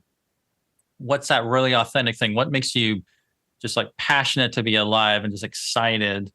And that's the best way, to my mind, to work with this. So the more you can follow that kind of direction, some things will be out of your control a bit, because this is something where there could be some definitely volatile, chaotic stuff happening to deal with. But yeah, but I mean, you're right about it being there is something that I don't want to say, I don't know, think softer is necessarily the word, but just having both Jupiter and Uranus be in Venus's sign as they make these squares. You know, it is they're squaring, but they're interested in what she has to say. You know, they have to take to it a little bit. And the square between Leo and Taurus is mitigated because these are signs that are Antisha. They are signs that are configured to the Cancer solstice. They share the same light. They share the same power. And this will be actually specifically relevant to the degree with Venus and Jupiter, because when they come into a square, there actually will be an almost an exact Antisha at 15 degrees, which points to that to me, that Venus Jupiter square being incredibly potent, because they're not only squaring their Antisha, it's mitigated, and they're brought together onto the 0 Aries solstice quadrant at the 15-degree points, which are like the equidistant. If you're into like harmonic stuff, that's just like this real power point. That's like something really showing up in the world. It's a very tangible way. Something is ready to come through here. And the fact that, it's Jupiter superior square to Venus in Venus's sign, there really can be something productive and positive for you coming out of this process. So like this side of it to me is a lot, the entrance is more of the difficult part. Is the rocky part. Well, and it's interesting with this square here that you're speaking of with Jupiter at the 15 degrees of the fixed signs here around August 21st, is at this point, you know, the sun in Leo will have made it to Venus's station degree. So it's an interesting little kind of setup just to, if there was something rocky about that time, now the sun's like, well, look at this, you know. And she's she's rising here. She's become visible. So she's kind of like Aphrodite's like reborn in the world, or the morning star god you associate with Venus, whoever that is, or goddess. You know, she is reborn. She comes right into the square with Jupiter, Antisha, on this world axis. Mars is chilling with Neptune. Mars is chilling with Neptune. Mars is chilling with Neptune over there. No big deal. Something very, very, it could be something very creative. Yeah, and then this is also, we kind of skipped over the fact that Mercury goes with Venus early on, but Mercury then goes into Virgo, and so we actually then have this whole time of like Mercury and Mars traveling together in Virgo. Oh, and yeah. I was going to say that point that you're at right there a moment ago. Your Mercury's now coming into trine Uranus, although he doesn't get there exactly because he goes retrograde before he gets there exactly, but he gets really close. So there's something very, potentially really innovative here that comes in. And it's interesting that we will have, a solid 10 days of both Venus and Mercury retrograde together. So that, kind of changing the passing of the baton for retrograde, so to speak, even though, I mean, they have different agendas going on there. But like you said, there is that connection where even though Venus was making those hard aspects to both Uranus and Jupiter, here Mercury's going to retrograde and trine those placements from a very functional place, right? And thinking about Mercury is so strong in Virgo and trining into Taurus. And if anything, it almost feels like the inspiration or what it is that we creatively receive with the Venus action, Mercury is like, okay, well, I'm in a place to actually maybe make that happen or switch some things around or do some magic, and that might be in connection just to think, because one of the things as Gray just said, one of the things we skipped over kind of at the beginning of the whole Venus cycle on July 27th was Mercury conjuncting Venus at the station degree. So, Mercury's talking. And it was like, okay, Venus, I hear you. I hear the journey you're about to go on. I hear your qualms. I know what you need to address or what you feel like you're going to have to address. So it carries on and can kind of take that with it. Yeah, and then goes and spends a really long time with, as we're going through all that intensification of the Venus going through the sun, it's just like Mercury and Mars just traveling along together through Virgo, which I know sometimes that can go with some pretty harsh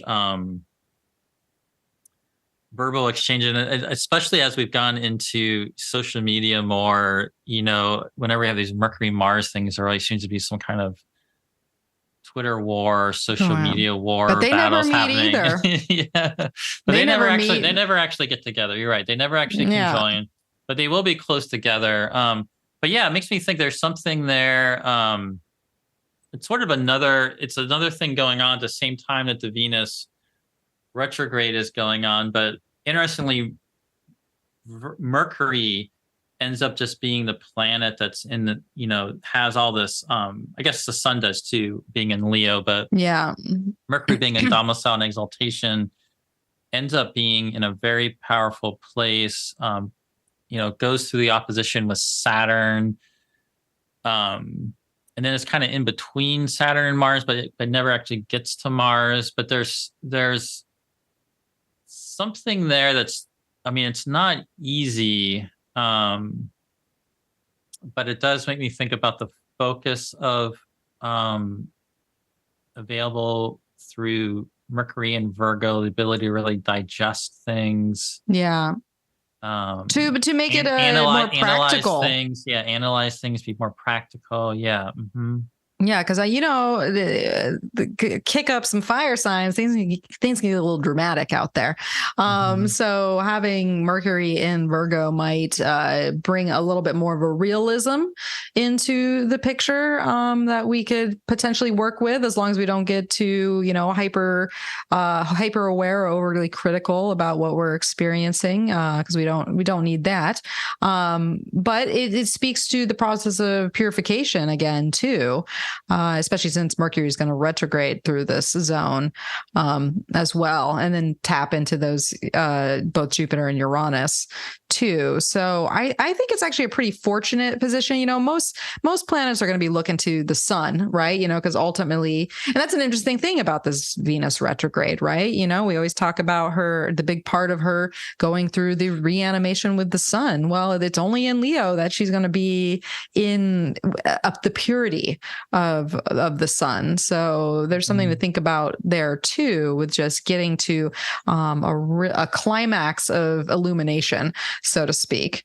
And then having that mercurial component be able to maybe piece that out into a practical effort, maybe not immediately, but somewhere down the line. Yeah, definitely. And I think you mentioned this too, the fact that Mercury trines Jupiter and then stations close to trining Uranus, but close enough, and then goes back. When Mercury ends up going through the heart of the sun, we get to the point, if it's retrograde, that is sort of right after, I believe, Venus is stationing direct, or Yeah, they're all yeah, kind by of like timed 3 together, days. right? Yeah. Yeah. What is the lineup again? It's like So Venus stations, Jupiter stations. They all like station there together. So we have, okay, so Venus is on September 3rd, or I think September 3rd. September 3rd. Jupiter station's on September 4th. And then and actually I think Uranus stations like maybe a week before or something. They're actually all kind of lined up. Actually. So we are looking at the, okay, yeah. So Uranus is stationing on the 28th, 29th, in there. So basically those, the 28th through especially the 6th with that Sun Mercury conjunction too, there's sort of this like week long hot spot of a lot of shifts taking place. So that actually, that's rising up to our hotspot, Gray, of what to kind of look out for. This is my second hotspot.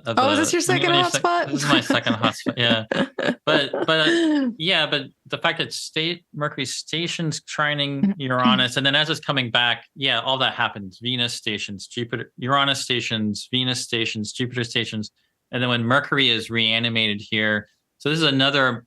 So I mean, now Mercury goes through his own underworld journey. And as he's really reanimated here, there's some sort of, and in Virgo, it's a very powerful one. There's a lot of, perhaps especially a lot of clarity and ability to integrate and digest all the stuff we've been going through with this Venus transit. And Mercury is trining Jupiter at the same time. Yeah, I just think it is a really positive it's a dynamic thing that comes in setup. here. Yeah. Well, and as you're speaking, Gray, it made me think of, kind of jumping ahead to when I was talking about earlier in the program about thinking about these back-to-back Venus eclipses coming up, and obviously her going through this whole setup. But there's something to be said about this Mercury retrograde. We're throwing it in there, right? Gray and I always got to throw extra things in.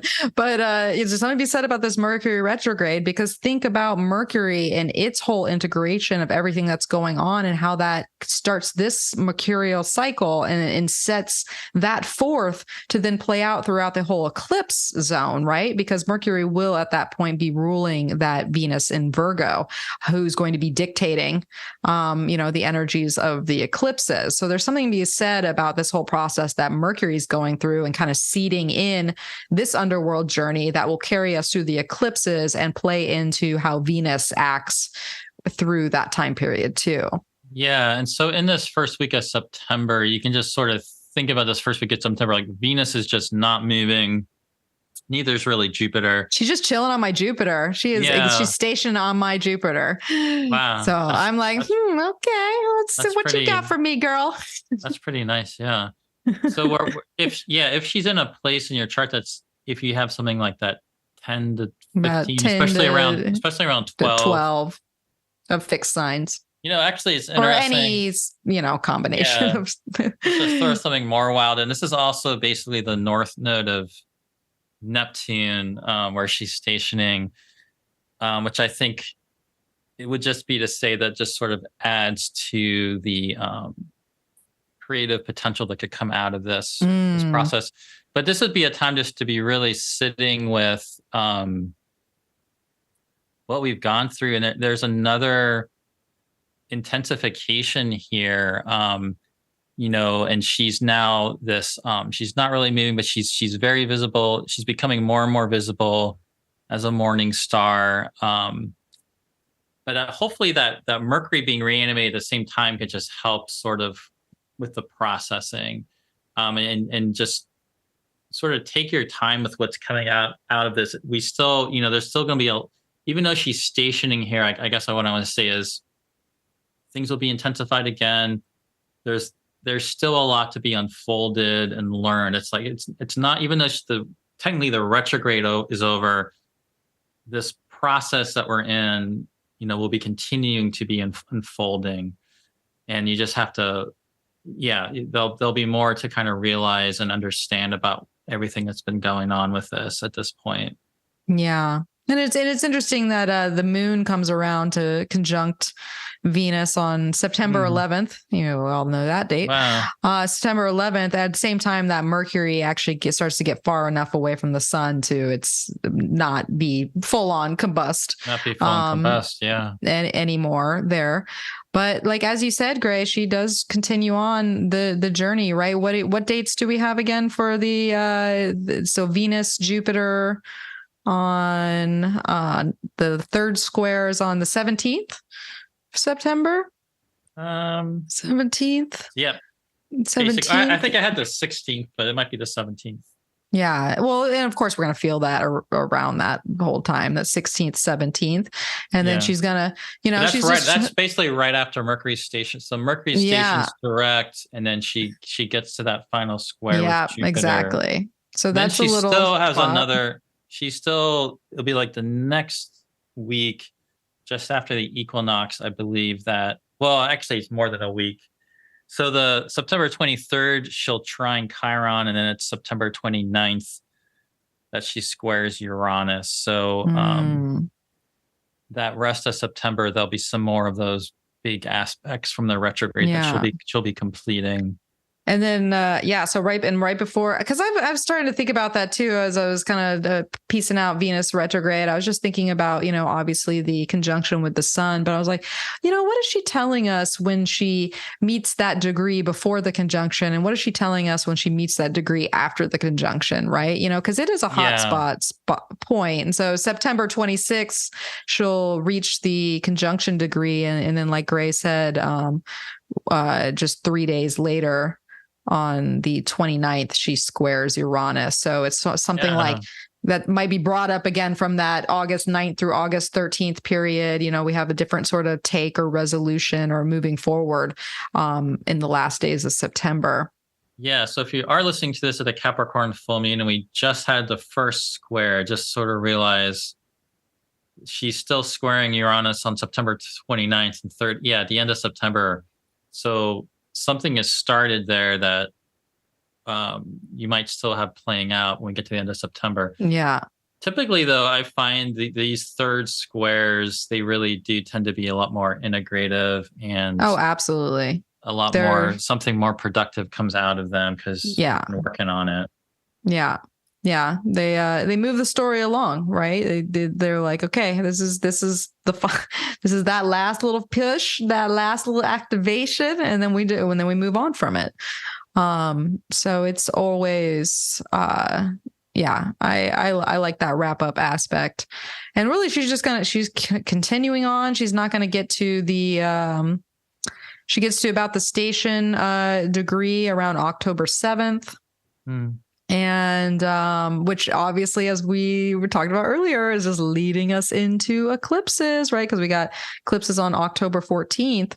And then she moves into Virgo on October 9th or October 8th. Well, then she finally it's like the 9th. So she finally gets out of Leo. So that's when the Leo journey finally ends.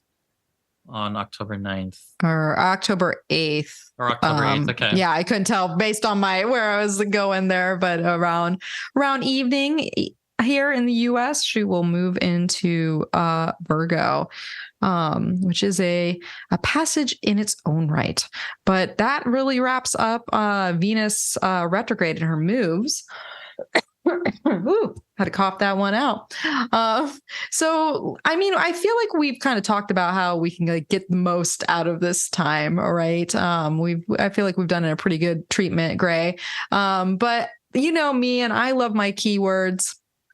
I like a good descriptor, as far as how would we sum this up? This next handful of months in the summer months for Venus retrograde. Yeah.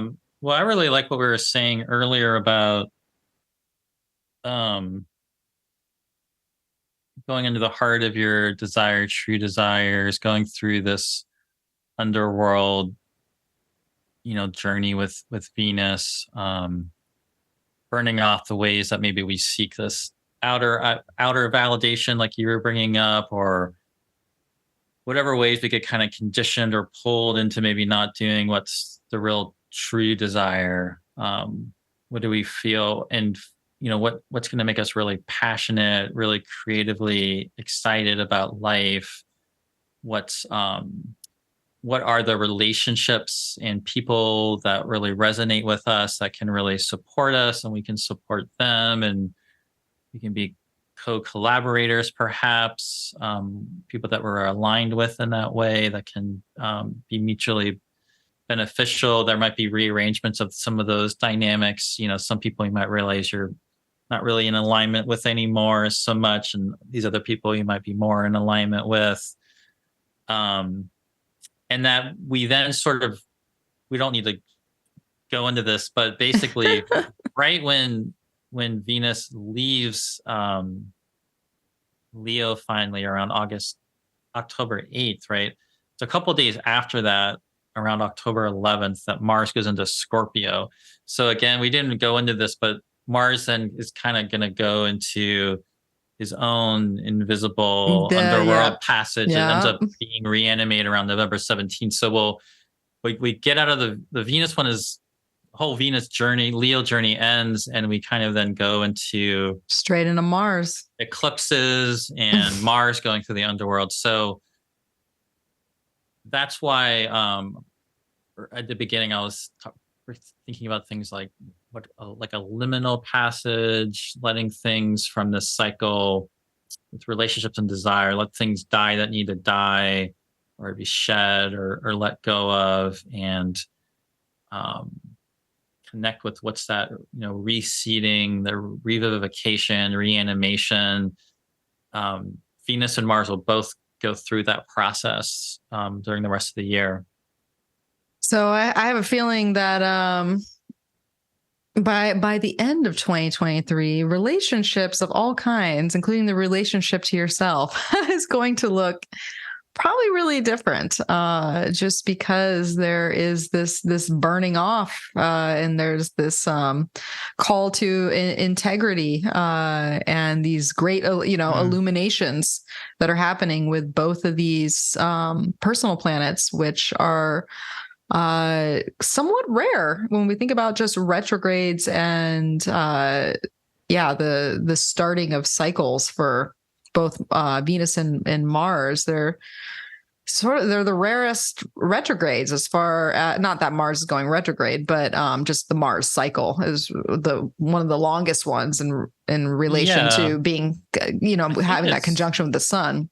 I think it is the longest one, actually, because they're closer speed to each other. So it is more rare for Mars. And it is interesting that, we get to have the Venus retrograde lead right into Mars then. Yeah. So there is relational work to be done. And you know what? I'm here for it. I'm here for it. You here for it, Gray? You ready for this? Yeah, definitely.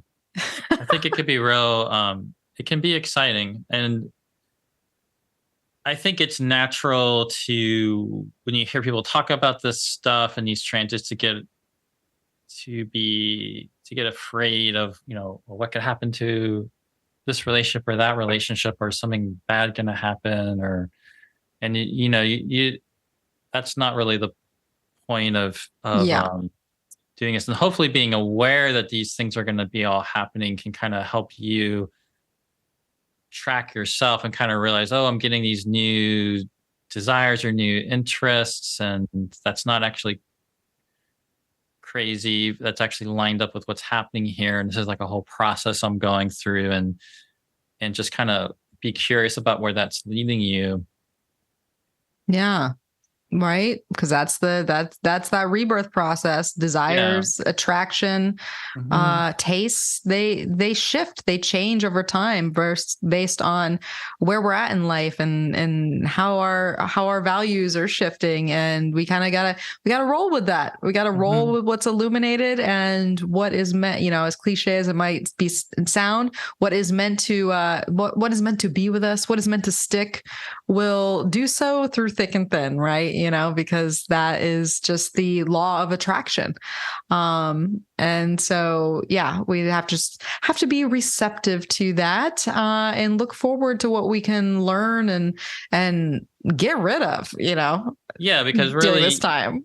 some people are good about constantly keeping themselves, creatively active and full of new ideas, but some people also can get kind of stuck in a rut or kind of start doing the same old thing. These are great transits to really, if you have been stuck somewhere, and even if you haven't been, it's going to just accentuate your ability to kind of transform again and find the thing that's real exciting, and try out some new styles, try out some new directions, just see where it takes you.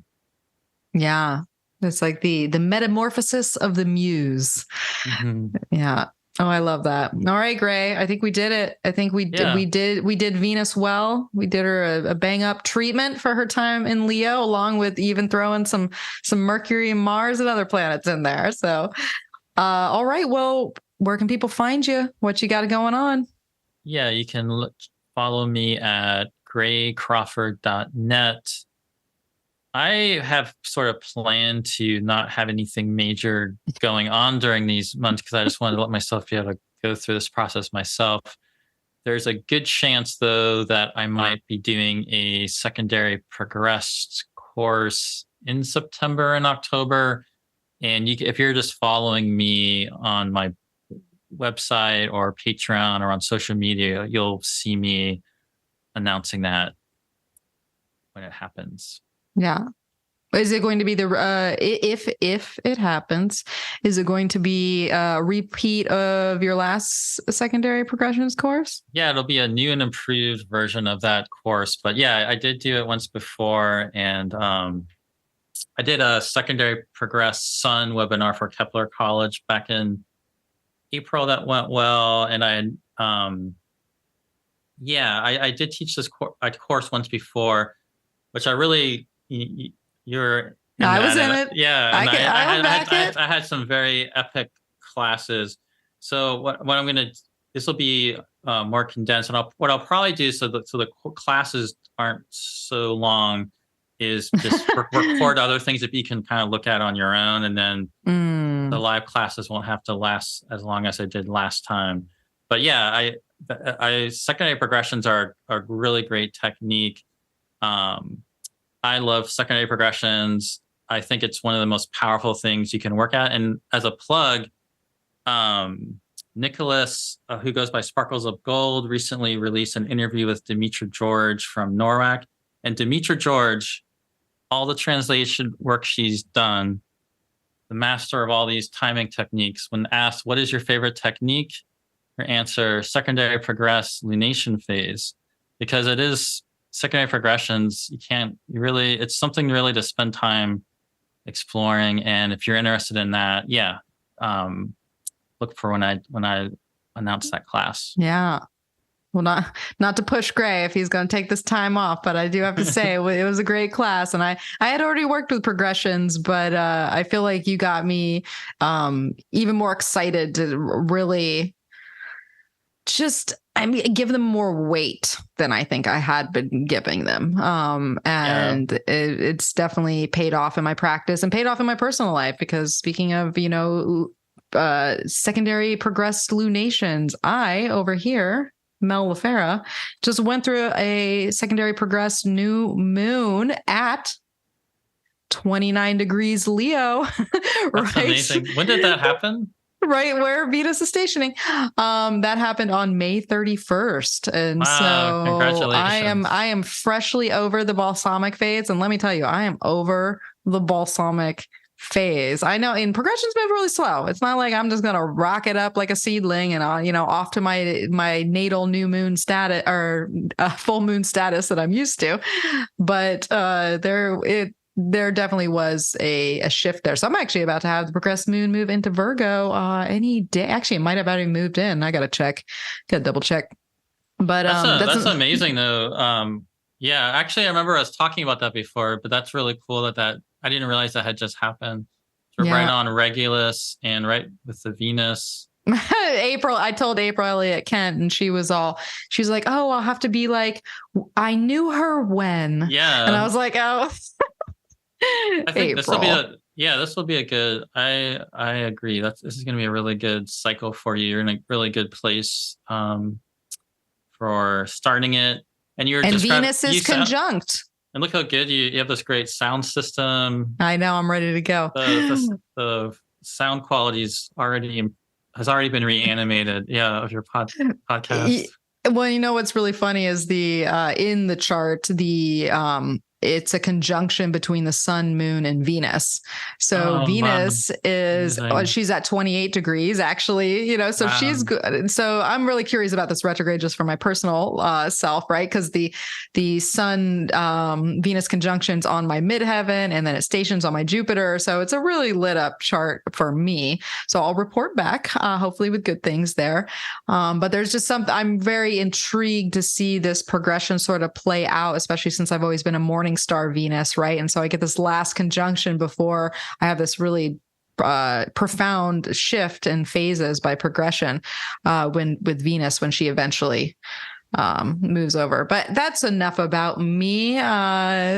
Said no Leo ever. Had to have a little Leo new moon time to talk about that. I had to call it out while it was still fresh, while it's still happening. So, all right, folks. Well, speak another second about myself. You can find me over at energeticprinciples.com, where I offer consultations, and occasionally I teach, but not immediately here anytime soon. I am working on a special project, which everybody will hear about rather soon. So stay tuned for that. And of course, I'll have a blog post with Gray's information and this, and hopefully I'll put in some of those diagrams and some different things we were talking about. So if you were watching or listening on the podcast and not watching the video, you can see them there. Other than that, let's see. You can find me on Instagram at Energetic Principles. And I think that's all I want to share right now. So I'll wrap up by saying, if you liked what you heard here today, leave a review wherever you're listening to this podcast. If you're on YouTube, hit the bell, subscribe, comment below, tell Gray and I what you think this Venus retrograde is going to be like, or if you have past experiences with Venus retrograde and you're like, oh, this is what especially with looking at 2015, what was your last Venus and Leo retrograde like? Because we'd, love to hear it and comment back. If you, share it with a friend. Caring is sharing. Don't keep it all to yourself, even though there's all these Leo planets going on right now. Spread the good word. And don't forget, we did that earlier one back in December of the whole year. So if you want to hear all the stuff we didn't talk about just now, we previously talked about the entire year, and you could just fast forward to the last part. You can hear us talk about November and December and October and some of those more detailed parts that we didn't talk about today. And you can check our predictive work by hearing what we said before anything happened. That's true. No, but that's a great episode. And you can find that on YouTube and also on anywhere you listen to podcasts. All right. Well, Gray, it's always a pleasure having you on the program. I can only hope that you'll be back with me for the astrology of 2024. Oh yeah, I'll definitely do that. Yeah, it's our yearly roundabout. So hang in there for another 6 months. Gray will be back. And all right, well, we wish you all the luck out there. Enjoy your Venus retrograde experience. And as always, may the stars be with you.